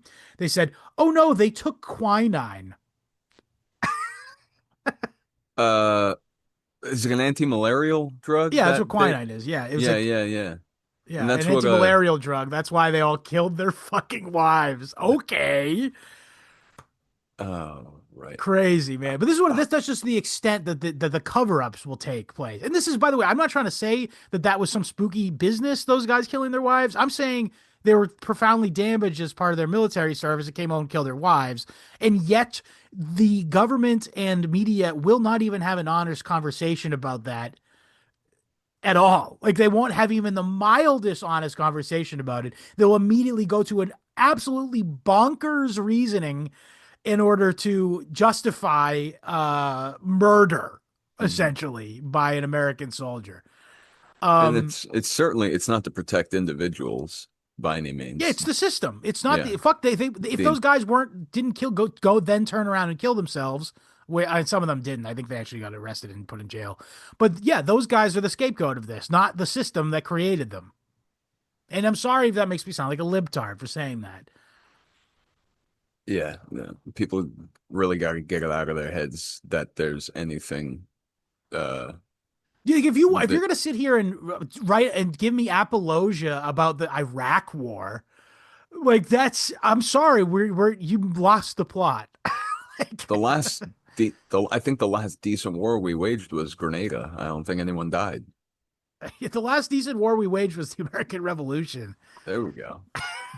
And even that one, I guess 1812. I'm not super against 1812. They did stop doing press gangs after that. Yeah, that seemed to be a problem. Yeah, it seemed to be an issue. I kind of get it. Yeah. All right. We'll use our I'll own give guys. them 1812. I'll say War of 1812 was the last war worth fighting for the United States. Yeah. Just missed it. Yeah. Whoops. So I want another thing just to put another layer of complicity in the sort of cover up in this here. So Levine was the co-founder of a motorcycle gang. The PTK ear hair should be tingling right now. Called Coast to Coast. He co-founded it with a guy named Cristobal Vallejo, better known as Chris Valley. And I do think it's funny that Seth Harp described him as a white man, because it's like the guy's name's Cristobal Vallejo. He's not a white guy. That's like saying George Zimmerman's a white guy. Yeah, you could be like Spanish or something. Like Spanish. I'm not going to look into it too much, but I'm sure he was white appearing, but I'm still, it's like, it's not, no white guy's named Cristobal Vallejo. I'm sorry. Yeah, he probably had red shoes. Yeah. If he had red shoes, he's not. we can't take there is a schizo association with red shoes. So I know it's scary. Yeah. But anyway, so he had just typical stuff. So they had this we should spend a little minute on this actually. So they had a group called Coast to Coast, which was a veterans advocacy group that was technically illegal because you're not allowed to if you're in the active duty military, you're not allowed to control funds via a 503(c). As it relates to military charity. You have to be retired. I don't know what the reason for that is. It might have something to do with taxes. I don't know. But regardless, they were not allowed to be doing this. And eventually they did lose their 501(c) status because of this stuff that I'm about to talk about. But they would do these coast to coast country rides on motorcycles, and they would raise money. And it became essentially a slush fund for them to pay for their buddies to get pseudo-scientific treatments such as cryotherapy. They basically watched Joe Rogan and Peter Attia shit. Yes. And they're like, yes, I'm in with the Epstein stuff. I am going to be doing cryotherapy and goofy shit like that. And and basically, this was, again, the slush fund for them to have parties with, essentially. But it had this veneer of it being like for veterans or whatever. And they had a warehouse that I believe they called Warehouse 13, interestingly. And it was where they would have illegal parties where they would have untaxed liquor. Like they would sell liquor, but with no taxes. That's usually a county law that's in violation. Like the county has a law that says all liquor licenses have to be distributed by the county, and that to ensure that taxes are paid on the liquor or whatever. What they would do is say, pay $5, get unlimited drinks or whatever. And that's against the rules, but they would frequently have the police called on them, and the friendly police would just be happy to say, thank you for your service. See you guys. So as you might imagine, this is a very, this is the other thing. I'm going to step out of the Seth Harp paradigm now. I'm going to speculate here. This this warehouse was used for trafficking drugs. I'm just going to say that right now because uh, Levine at least was proven to be a part of a massive drug smuggling ring. And you'll see why later and where his fate ends up being. Um, and also I would also go so far as to say that there was blackmail taking place here because this was a place for people to get really fucked up and drunk. And they had a Sibian. Yeah. Yeah. They had a fucking, so like Right. Howard Stern, they had a Sibian in which, so basically to me, it's a clear cut case of a place where drug trafficking takes place, blackmail, typical PTK type ops. Hmm. And this is also a place where they would avidly share helmet cam footage of their exploits or military exploits in country, as it was called. So in Iraq and Afghanistan, and they would swap videos with each other of them committing atrocities essentially. Now, Snuff not only films. is this morally hazardous, yeah, snuff films, that's what I'm saying, they're snuff films Yeah. essentially. And so not only is this morally hazardous, but it's also illegal. That stuff's supposed to be not make it back. It's supposed to be used only for internal military use and record keeping. And I would say that there's a very, very high chance that those films were then being sold to third parties who are interested in watching that kind of content. Now, I'm not going to get too vivid here, but there's descriptions of like let me just use an example here. Remember that guy? There's that guy Matthew Goldstein that Trump pardoned, who was like who Thank you, Emperor Trump. yes, he took Thank out you. his he turned his camera on so that he could take a video of him stabbing a teenage ISIS fighter to death in the throat. And his people in his unit were so disgusted by this guy, they put cuffs on him, and Trump pardoned him. Great. How can you not see the connections here with the stuff? So let's just go back. Dave McGowan's thesis on serial killing, essentially, and a lot of the narco trafficking and human trafficking activity that is endemic to the United States, is that it is an outcropping of essentially the Phoenix program, and it facilitates movement of drugs and human sex slaves across the country, into the country and across the country for a use by elites, as well as the production and the manufacture and sale of snuff films. So what the only element missing from this is the sex slavery part and the you know what I mean in this story here. And I'm not ruling out that it isn't there either. Actually, you know what? There isn't because that Wilkinson guy, who is part of the cartel as well, he had like a honeypot. He had like a place out in the boonies where he would have prostitutes, and he was a fiscally tied with this cartel of guys who were selling cocaine. We'll get into all that stuff in a little bit. Mm, yeah. Okay. The overlap is, it's Startling. evident. Never mind the fact that, all of what, so many of the prime players in the PTK, and the serial killer, you know, mythos, Yeah. um, We're ex-military guys, were, Phoenix program connected. yes. And, you know, I think there's also, we're going to be addressing this, soon enough, but the the paramilitary, uh, you know, the the upgrade that the drug trafficking, the cartels have seen the last few decades being funded, being, sourced by us through some, the kind of channels we'll talk about. But there's also this distinct, that A narco cult san aspect. the narco santanista angle that I don't think is inconsequential. And It's here. yeah, well, this is fairly secular. Well, do you remember that Demonstrated?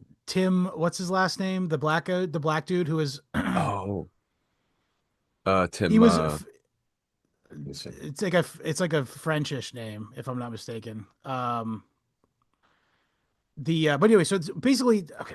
I'm getting a lot of Sorry. Chris Valley though. So he got away with rape. Dumas. I'm gonna what was his name? Sorry, Dumas. Yeah. Dumas. Thank you. We'll get to him next. But Yes. just finish with Chris Valley here. Sure. Chris Valley committed a rape allegedly. He's off the hook now, but basically the military bullied the girl who was, by the way, in that Cover Girls, who was part of that unit that provided the fake identities. She was one of those girls. But I should mention this guy is in Delta Force too, by the way, the Chris Valley. So that's how he knew her.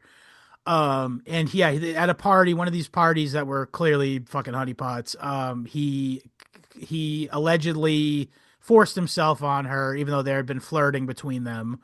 And then when she did all the right things, so I tend to believe her because she didn't like sleep on it several days and then go to the cops. She immediately went to the CID to be like, "Hey, get a rape kit on me. I got raped last night." And basically CID and the JAGs, Judge Advocates General, convinced her to take the charges off of the county, so to withdraw her charges via the like outside of the military and take it fully on base. And they'd be in their words, it'll be easier for you to win that way. And it was not. Let's just abbreviate that whole story into that. Always. And basically the guy walked away scot-free. He didn't even lose. He got put in a lower role in USASOC. He got taken off of Delta Force, was his only consequence. He went into like a support role in USASOC and then retired on time, and eventually would die of a drunk driving. So he got his fate. He had a dark fate, Don't say it. Yeah, well, the He had equation, he had a death of despair, I imagine. the equation concluded. Yes. Yeah. Yeah. Okay, so just let's move on to Timothy Dumas. He was not in Delta Force. He was a member of the Civil Affairs Unit, which just again to add to the F3EAD thing. Sometimes they don't just kill. What they would do is they'd get information for people, and the way they would do this was they would get dispersed duffel bags of money in order to pay off informants in country in order to find enough information. And the Civil Affairs Unit were essentially the logistics guys who would be in charge of this money, also be in charge of munitions, distribution of munitions, distribution of weapons, distribution of intelligence sometimes. But basically it was like a master logistics, operator, I guess. And so, they ran a tight ship. Nothing ever went missing, ever not once. Yeah, well, that's actually a very obvious. This is something that is well known as being not loose. It's like this specific role is rampant with fucking fraud, waste, and abuse. And there's a bunch of anecdotes throughout the book of like like army wives being like, yeah, my husband would come home with like 10 grand taped to him that he was given like as part of like the money they were supposed to distribute for bribes, and they would purposely just split up the money and then not use it for that purpose, kill a bunch of people, and then come home. And the good ones would go straight to the Chevy dealership and put $10,000 down on a brand new Chevy Silverado, and the bad ones, I imagine, would use that money to invest in a drug operation. Now, also, I should point out that there have been dozens of convictions of former Delta Force specifically, but also just in general, special operations forces guys at Fort Bragg being convicted of bringing in crates of illicit drugs, heroin, cocaine, what have you. And there's no shortage of convictions, so not something we can definitively point to as people doing this. And the book sort of insinuates that there was a cartel formed on Fort Bragg that was primarily comprised of this Timothy Dumas guy, black guy, a little older than Levine, and also Levine. And I imagine Leshiker had some hands in it as well. I'm going to speculate that the fight that they were having over being surveilled likely had to do with his paranoia of the fact that they were all participating in this thing together. Mhm. Mhm. Um, it's pretty elementary to deduce that, I would say. Well, I Um, mean, when you know the guys that fly the black helicopters out in the desert, when you know the guys that fly the quiet ones, the quiet yeah, choppers, um, you can get really creative with how, yeah, if you it's a it's a blanket, it's a hot blanket that they're yeah, suffocating under that they sewed themselves. yeah. They know what it's made of. So, And inherently, the fact that it's so enshrouded in secrecy, it's like begging them to do it, really. yeah, and this is surely known. I mean, this is half the. I don't know if this was the reason this was built this way. Back in the 70s. I think so, yeah. For I don't know if it's the reason or if it's a bonus, but Consider the the fact that go ahead. Dumas said to everyone who would listen that if the government did not want drugs in this country, it would not be in this Yeah, country. yeah, he did. He would repeatedly say that to everyone who would listen, every one of his underground associates. Now, the other linchpin in this is a guy named, I forget his first name, but his last name was Huff. Could you find out what his first name was so we can Oh put the yes, fine point yes. on it? So this guy is a former North Carolina state trooper who was also a DEA field task force agent, meaning it was like the state police's like candidate who they gave to the DEA to do DEA operations. Freddie Perfect guy to Wayne do this. Huff the Was second. what Wayne Huff? Freddie Wayne Fred, right? Huff. Freddie Fred. Wayne Huff. Yeah. Freddie Wayne Huff again. So he was a ex state trooper. He allegedly lost his career. This is again everything this guy said. I want to say this. I want to put a little asterisk on a lot of this stuff. Is that this guy seems like a real bullshit artist. Oh, this guy. Yeah, he could not wait to have gold floors. It took him no Yeah, time at yeah, all. that's He true. he goes from I was just a hard-working guy jilted by the system that I served, and now I have a gold grill. Or yeah, I don't Yeah, know if it essentially, was that he Wigger gaudy. maxed. He Wigger maxed big time, dude. He did dress In a uh suit, yes. Wiggers wear suits too. yeah, but He hung out not with like all a black guys and was a wasn't like gangster, drug dealer, yeah, but it wasn't like essentially. purple suits. They were like, man, his suit's not even teal. Like this guy's Fair, a real fair. businessman, you know? I guess I see your point. But Yeah. regardless, so I still consider him a Wigger maxer. Um, but he We'll claim so him. his claim was that he pulled over like a guy who was a high donor to like the governor or something, and gave him a drunk driving charge and didn't let him off, and he got marginalized and fired over it. So he said, "This is my villain origin story. I'm going to use this reasoning in order to become a drug kingpin." Oh man. And he became friends with Dumas, and he so essentially he was the outlet. So okay, Dumas and Levine sold drugs on base to the soldiers. I have to point out here is that Fort Bragg has a astoundingly high rate of overdose, not just compared to other army bases, compared to America in general. It's higher than the fucking national average, and the national average in America is atrocious. Living in America. America. Banger. Um, Um, duh.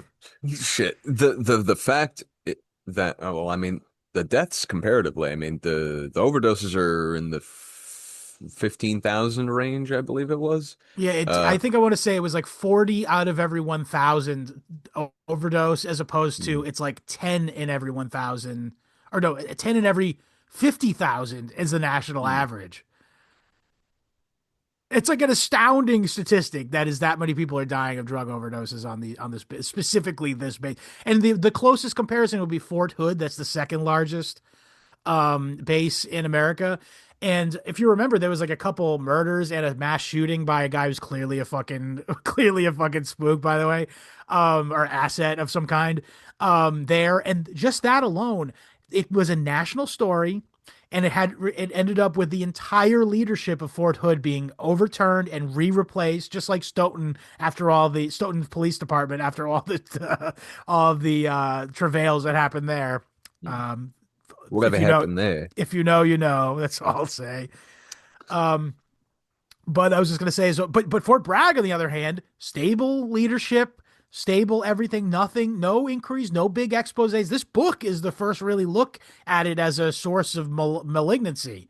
Mm.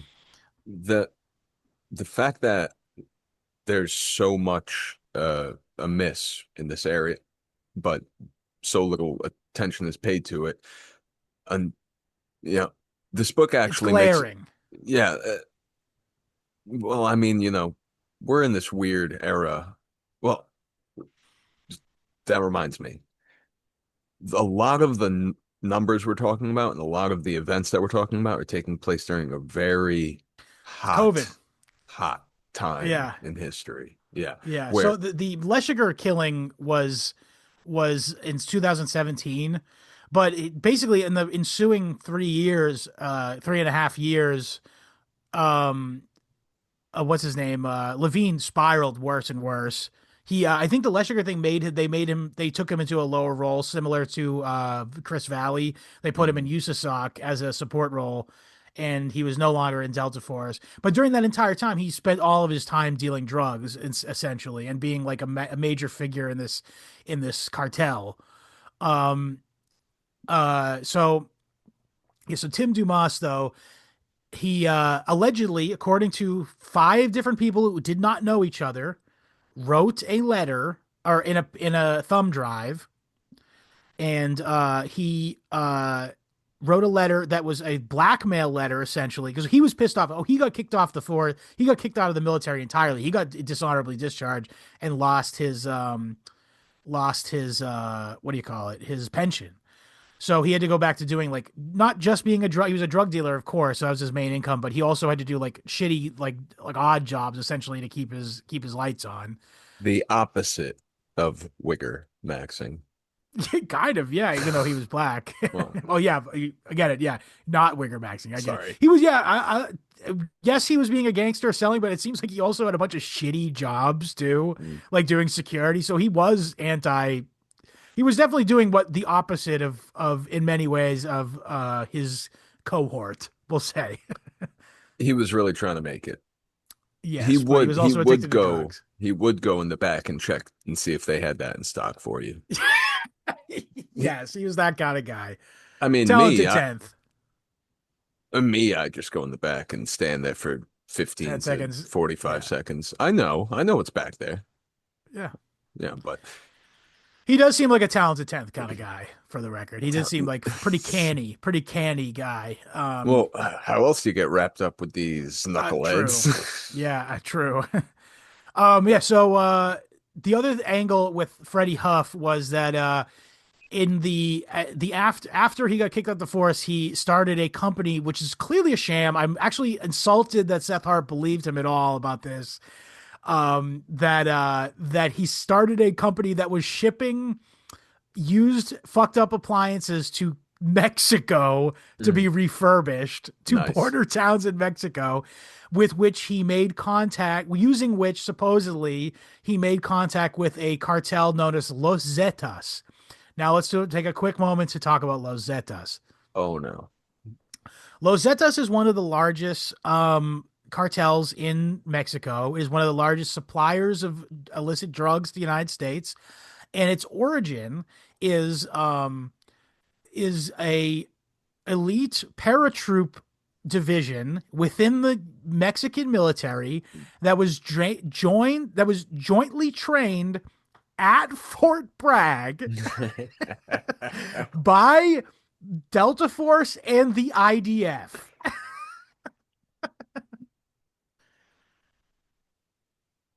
So These let are me the be clear. Let me be scariest clear. and To quote and Obama, go ahead, please. Israel is at the center of all international drug, certainly the CIA. We already knew that, though. But it's becoming increasingly apparent to me that at the center of all illicit drug trafficking in the world, Israel has a very foundational role in it. As well as obviously the CIA, but that's a cold take at this point, frankly. They Um, also have a real knack for rooting out the not the cream of the crop, more like Scum on the shoe. oh man, the hemo of the globin, if you will. Yeah, I don't know. Just it's just curious how these guys were so uh, uh they were probably encouraged. Hey guys, I know I know you like your little shrines. I know you like your candy skulls. Yeah, Bring him to training. We'll talk about that stuff. yeah, We'll talk. We can integrate your interests into your education, yeah. and that's I what has to will be. make that. The, But I just to finish that thought though, go ahead because those I'm Zetas formed out of that a few years after they formed that elite paratrooper unit. They broke off and became a cartel. I wonder who encouraged them to do that. I wonder if it was the Mexican military that did that. No, you know you could really go out on you could go out on your own. You could make a name for yourself as international drug cartel. as a narco sandinista, you know, drug enterprise that operates as like these guys. Yeah, we're not going to talk about cartels too much today. Yeah, don't. Yeah, yeah. Yeah, We got a but whole lot coming up for that. so sure, never mind. On we go. But it's just very.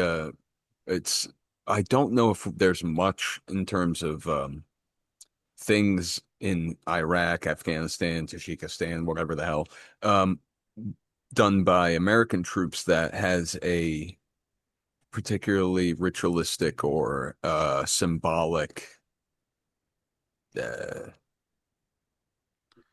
Yeah, I uh, don't know either. But strain it to it. seems I was gonna just to enhance what you're saying here, but it seems ubiquitous within the sort of circles of international drug trafficking and human trafficking and again, but I kind of leans me back towards from our research into Son of Sam, of course, where they find that like the tying of ritual and superstition and occult superstition is an effective silencing technique in order to keep things quiet about like the operations of the very real and very secular activities of trafficking drugs and humans. This I encourage you to guys go listen back to our Son of Sam episode, by yes, the you way. should. Brings me to a tangent. Yes, the New Testament Christian churches of America, Pentecostal, Trinity, basically like a scam church Yes, you sent that's me running, this.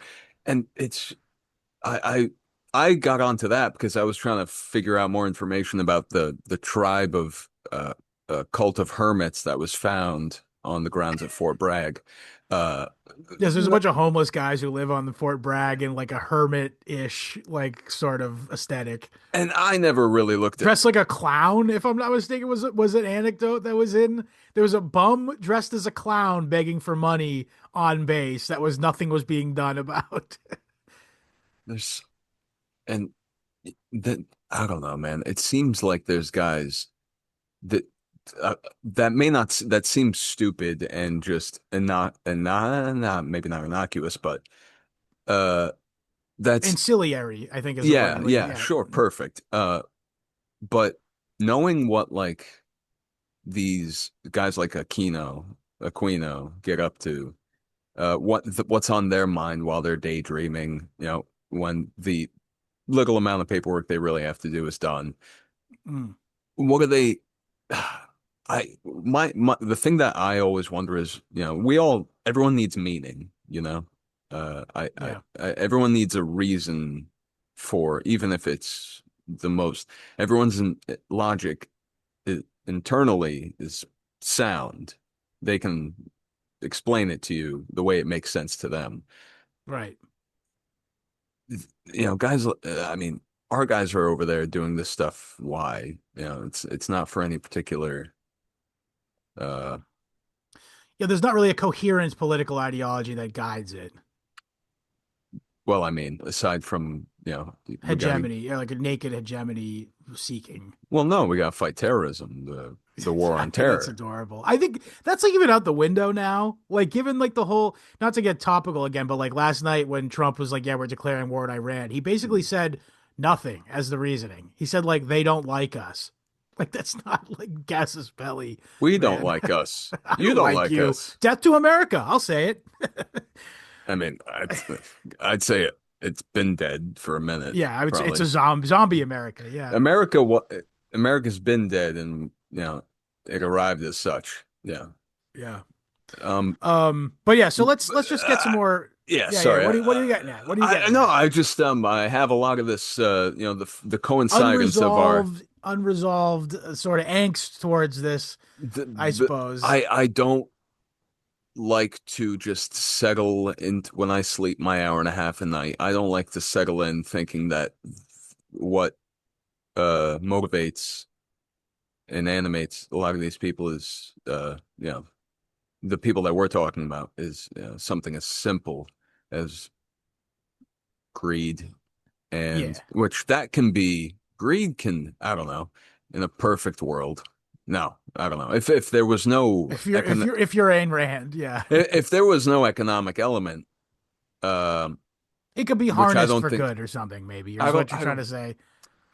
I don't think there could not be an economic element. That there's something of a luxurious element to the kind of thing that comes with being a hero or and being an asset to Well, the okay, state. I see what you're saying. It's impossible in this sort of formulation of government for certain, Mm, because there's inherently there's nothing innate about you as an American. Like an American is like a mm, proposition. We talked about this. We were talking about the Whiskey Rebellion. Like the entire premise of the United States is propositional. It's like, do I want to be an American? And to me, that is a incoherent ideology because you will just get people who will say yes and then not. yeah. And then act in their own ethnic and or personal individual self-interest Mm. to malicious ends. Um, so I think I'm not going to talk about Hitler this time. But I was just to speak of like the German idealists, more broadly speaking, like Heidegger maybe, The or some, painters. yeah. I'm saying like they would probably say something like there has to be something innate within your own personal identity that is expressed in the politics of your country that allows you to then feel good about going and fighting for it, with which you could theoretically have like a sort of like Nietzschean Ubermensch, you know what I mean, like kind of thing. You got what I'm saying here? Yeah, yeah. If But we're it's talking, impossible within this structure. It's an incoherent structure. It makes mm, no sense, and particularly in light of the fact that we are completely ran as whole subsidiary sort of. It's just there's an extractive process going on consistently in order to get us to just do the bidding of a foreign alien ethnic group that views itself as supreme over the entire planet and will use the power of America to just enact those goals essentially. So enough mm. about that stuff though. All right, I'm sorry. It's heady stuff. I get where you're coming from. I agree, but we do have ground to cover. Um So much story to tell. Dumas though, so we alluded to it earlier, but Dumas was obsessed with making paintings and carvings of Mm, skulls.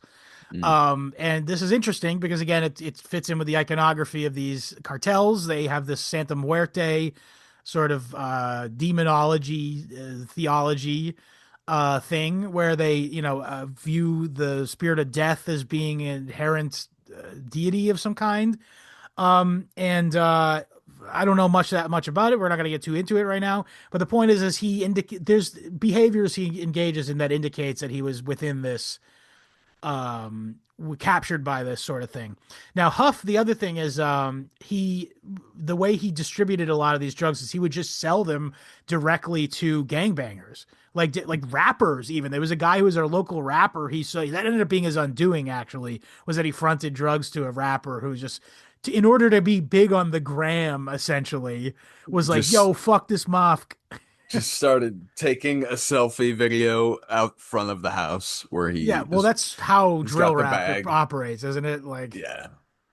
his Damn ops Huff. came and killed him. Damn Huff.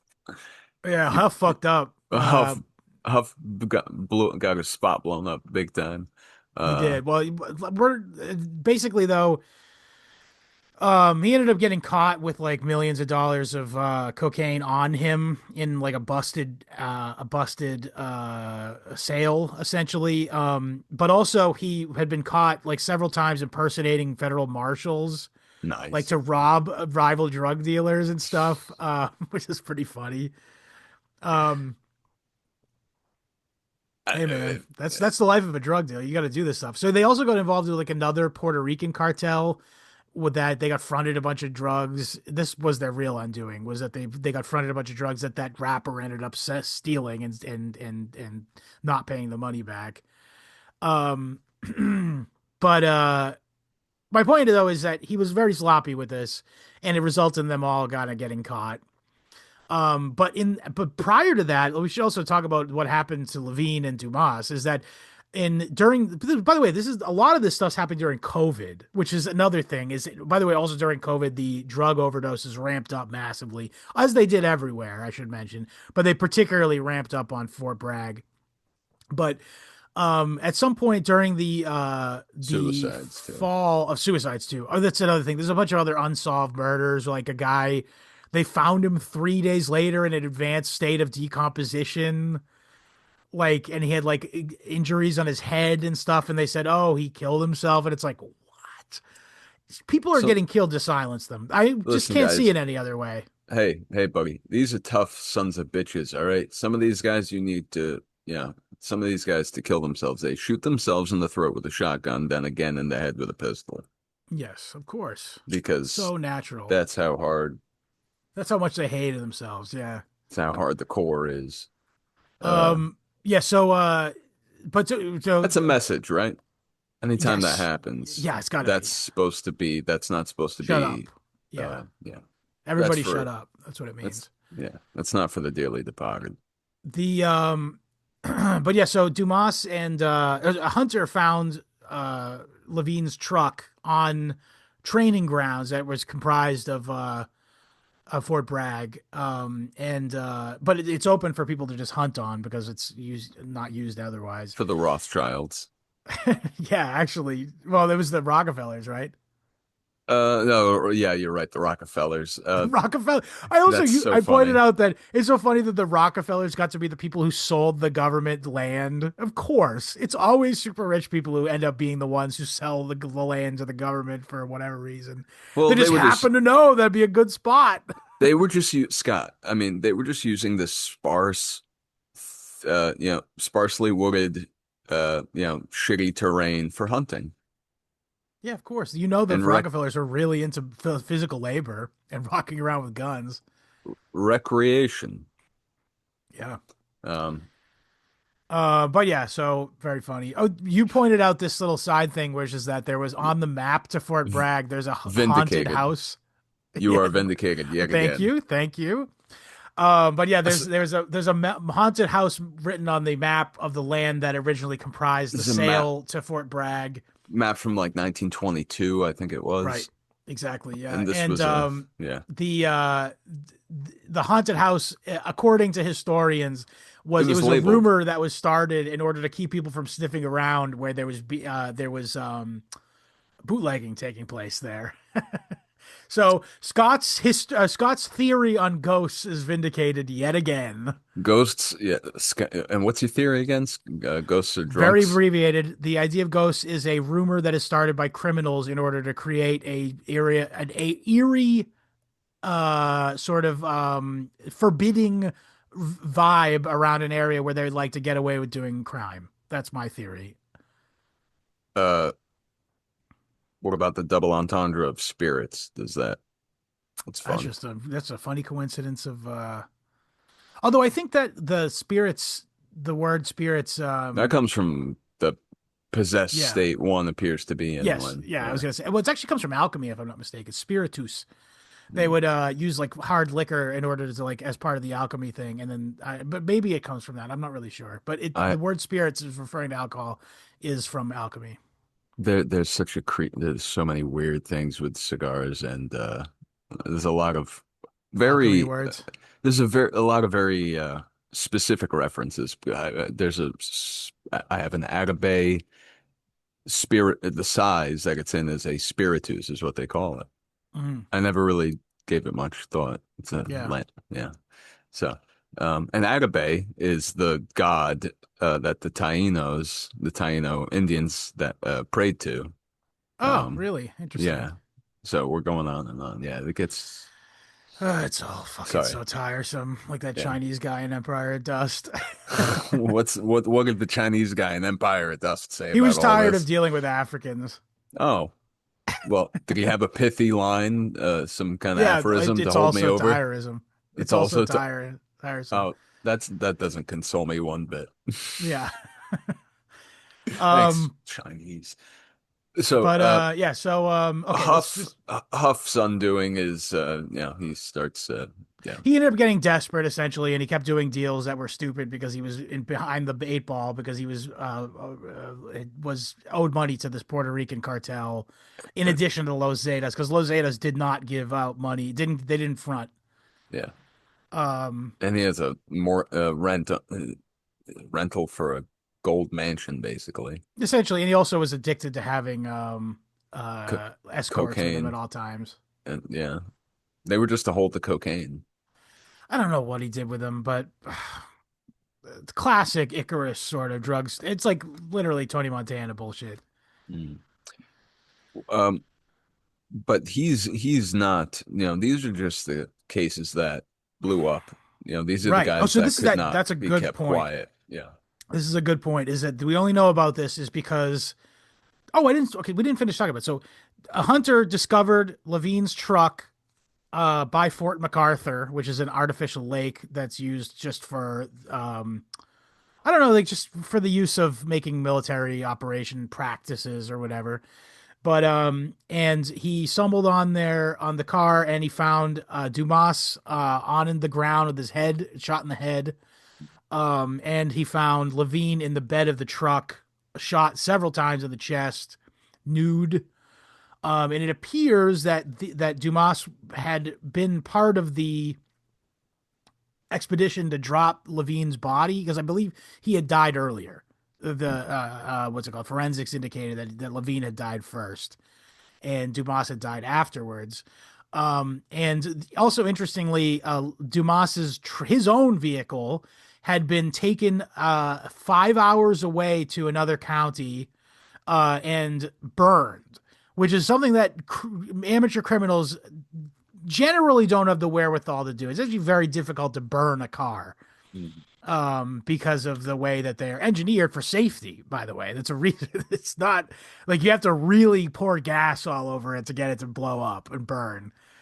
So it clearly was a professional criminal who had decided to do this, to take both of these guys out, or take Oh, Dumas at least out.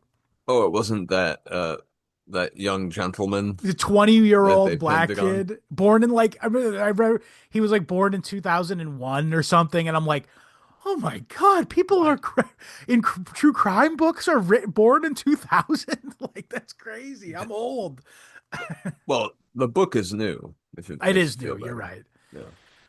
So, But yeah, the point is that so they pinned it very programmed to kill style on a nice patsy, mhm. who I imagine they secretly went to and said, "Hey, we'll give you free stuff and give you food and extra shit in jail, and if you just go down for these murders, you're already going down." He was a due to go down for another slaying in the line of crime, if I'm not Mhm. mistaken, and also he was caught with a ton of coke. And it appeared, by the way, that he had been receiving his coke from Huff. Mm. Like Right. the source of his coke was Huff, and probably therefore prior to that the Los Zetas. And that is the, post hoc, Explanation. Yeah, the rationalization yeah, even. Yeah. they tie those strings together and point at it and tell you that's that. Um, uh, yeah, I don't think, We don't know who really killed them, yeah, but the speculation would obviously have to be some clandestine element of either the cartel or the intelligence slash military intelligence that facilitated this entire system, I would imagine. But again, we'll never really know. That's the problem. It's just like Program to Kill. We'll never know the definitive ins and outs of it. Now the other thing, that big question mark here is that Ramon kid, like that fat little Mexican kid who was an acid dealer. Ramon. Yeah, Sorry. Ramon. I'm selling drugs. Ramon. Steve from fucking Yellowstone is calling Ramon. Ramon. Yeah, but just to put, I don't know. I had a little trouble with this. I found like it was a little bit of a non sequitur. So this kid was 20-year-old HR specialist in the Green Berets, if I'm not mistaken, Is that or what I was it? think it It was is? whatever. He was at Fort Bragg. HR specialist. He was an HR specialist, and he was certainly not fit to fight. I could just looking at him, I could tell he's worse shape than me. This would have been Um, a guy in one of any number of my college classes that I look over and I'm like, I'm not built for this. Never mind you. What are either what are either of us doing here? he was constantly talking about killing himself on base apparently, but also he was selling acid on base, and he and a bunch of other guys were all taking acid. And during COVID lockdown, they snuck out of base and went on a camping trip, like 100 miles away or something. And in the middle of the night, after they had all dropped acid, he disappeared in the middle of the night after he had, by the way, had a bad trip.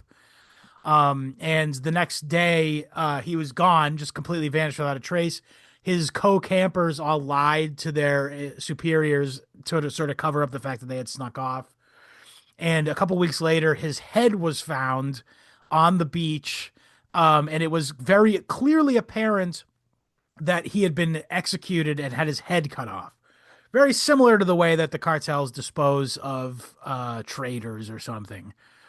I'm pretty sure that's a natural side effect of Taking drugs. LSD. Yeah, yeah, I was Yes. gonna say, yeah. But so there's not a lot of information on this. To this day, it's an unsolved mystery. The fucking military decided, even though that several independent doctors and forensic scientists all said, nope, somebody cut this kid's head off. They never found his body, by the way, ever. Um, but Not supposed they to. Just supposed to find the head. clearly, yeah. Yeah. But I was gonna say that it was very evident that he had his head sawed off, essentially, or cut off with an axe of some kind.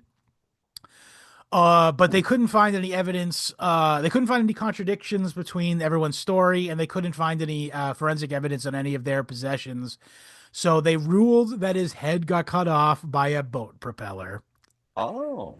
Even though Oh. this makes no sense, anybody knows anything about boat propellers knows that that couldn't happen. It would only, if say you could literally put someone's head next to a boat propeller and it would just glorify it. It Yeah. wouldn't actually cut through it at all.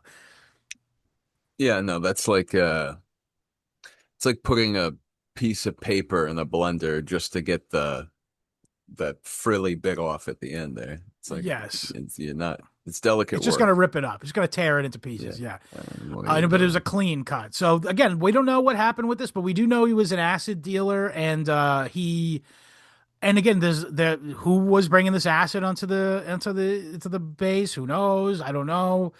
We'll never know. Alleged there's tale of there being a acid cult on base, but everybody's tight-lipped about it. You can't really find anything that's credible about it. I looked into it a little bit, and it was mostly retards on Reddit saying stuff that made no sense.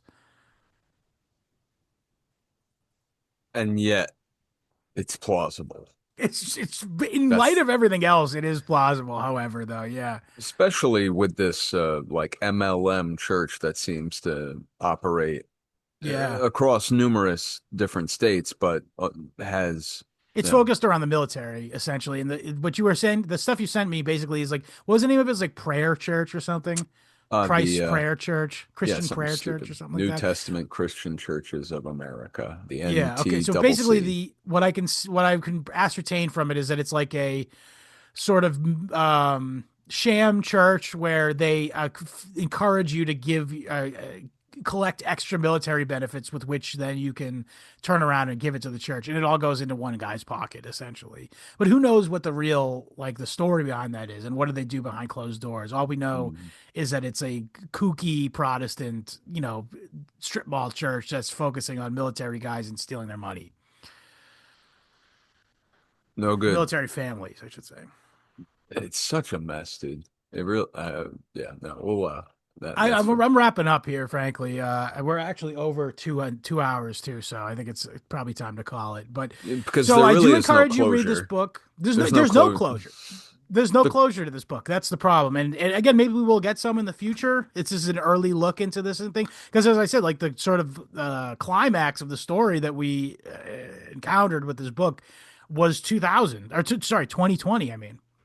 So it's only been 5-6 years since that, of the events of that. So it stands to reason that we don't have any closure on it. But so, in summation, I would say that the special operations, there is in the American Special Forces, there is a very active and both Israel and CIA connected um aspect of the global drug trafficking network, as well as, I forgot to mention that Dumas was a hitman too, by the way. He killed people for money. for cheap. Cheap, 5,000. I mean, I guess after you're out of the military and no pension, you probably will start doing shit like that, right?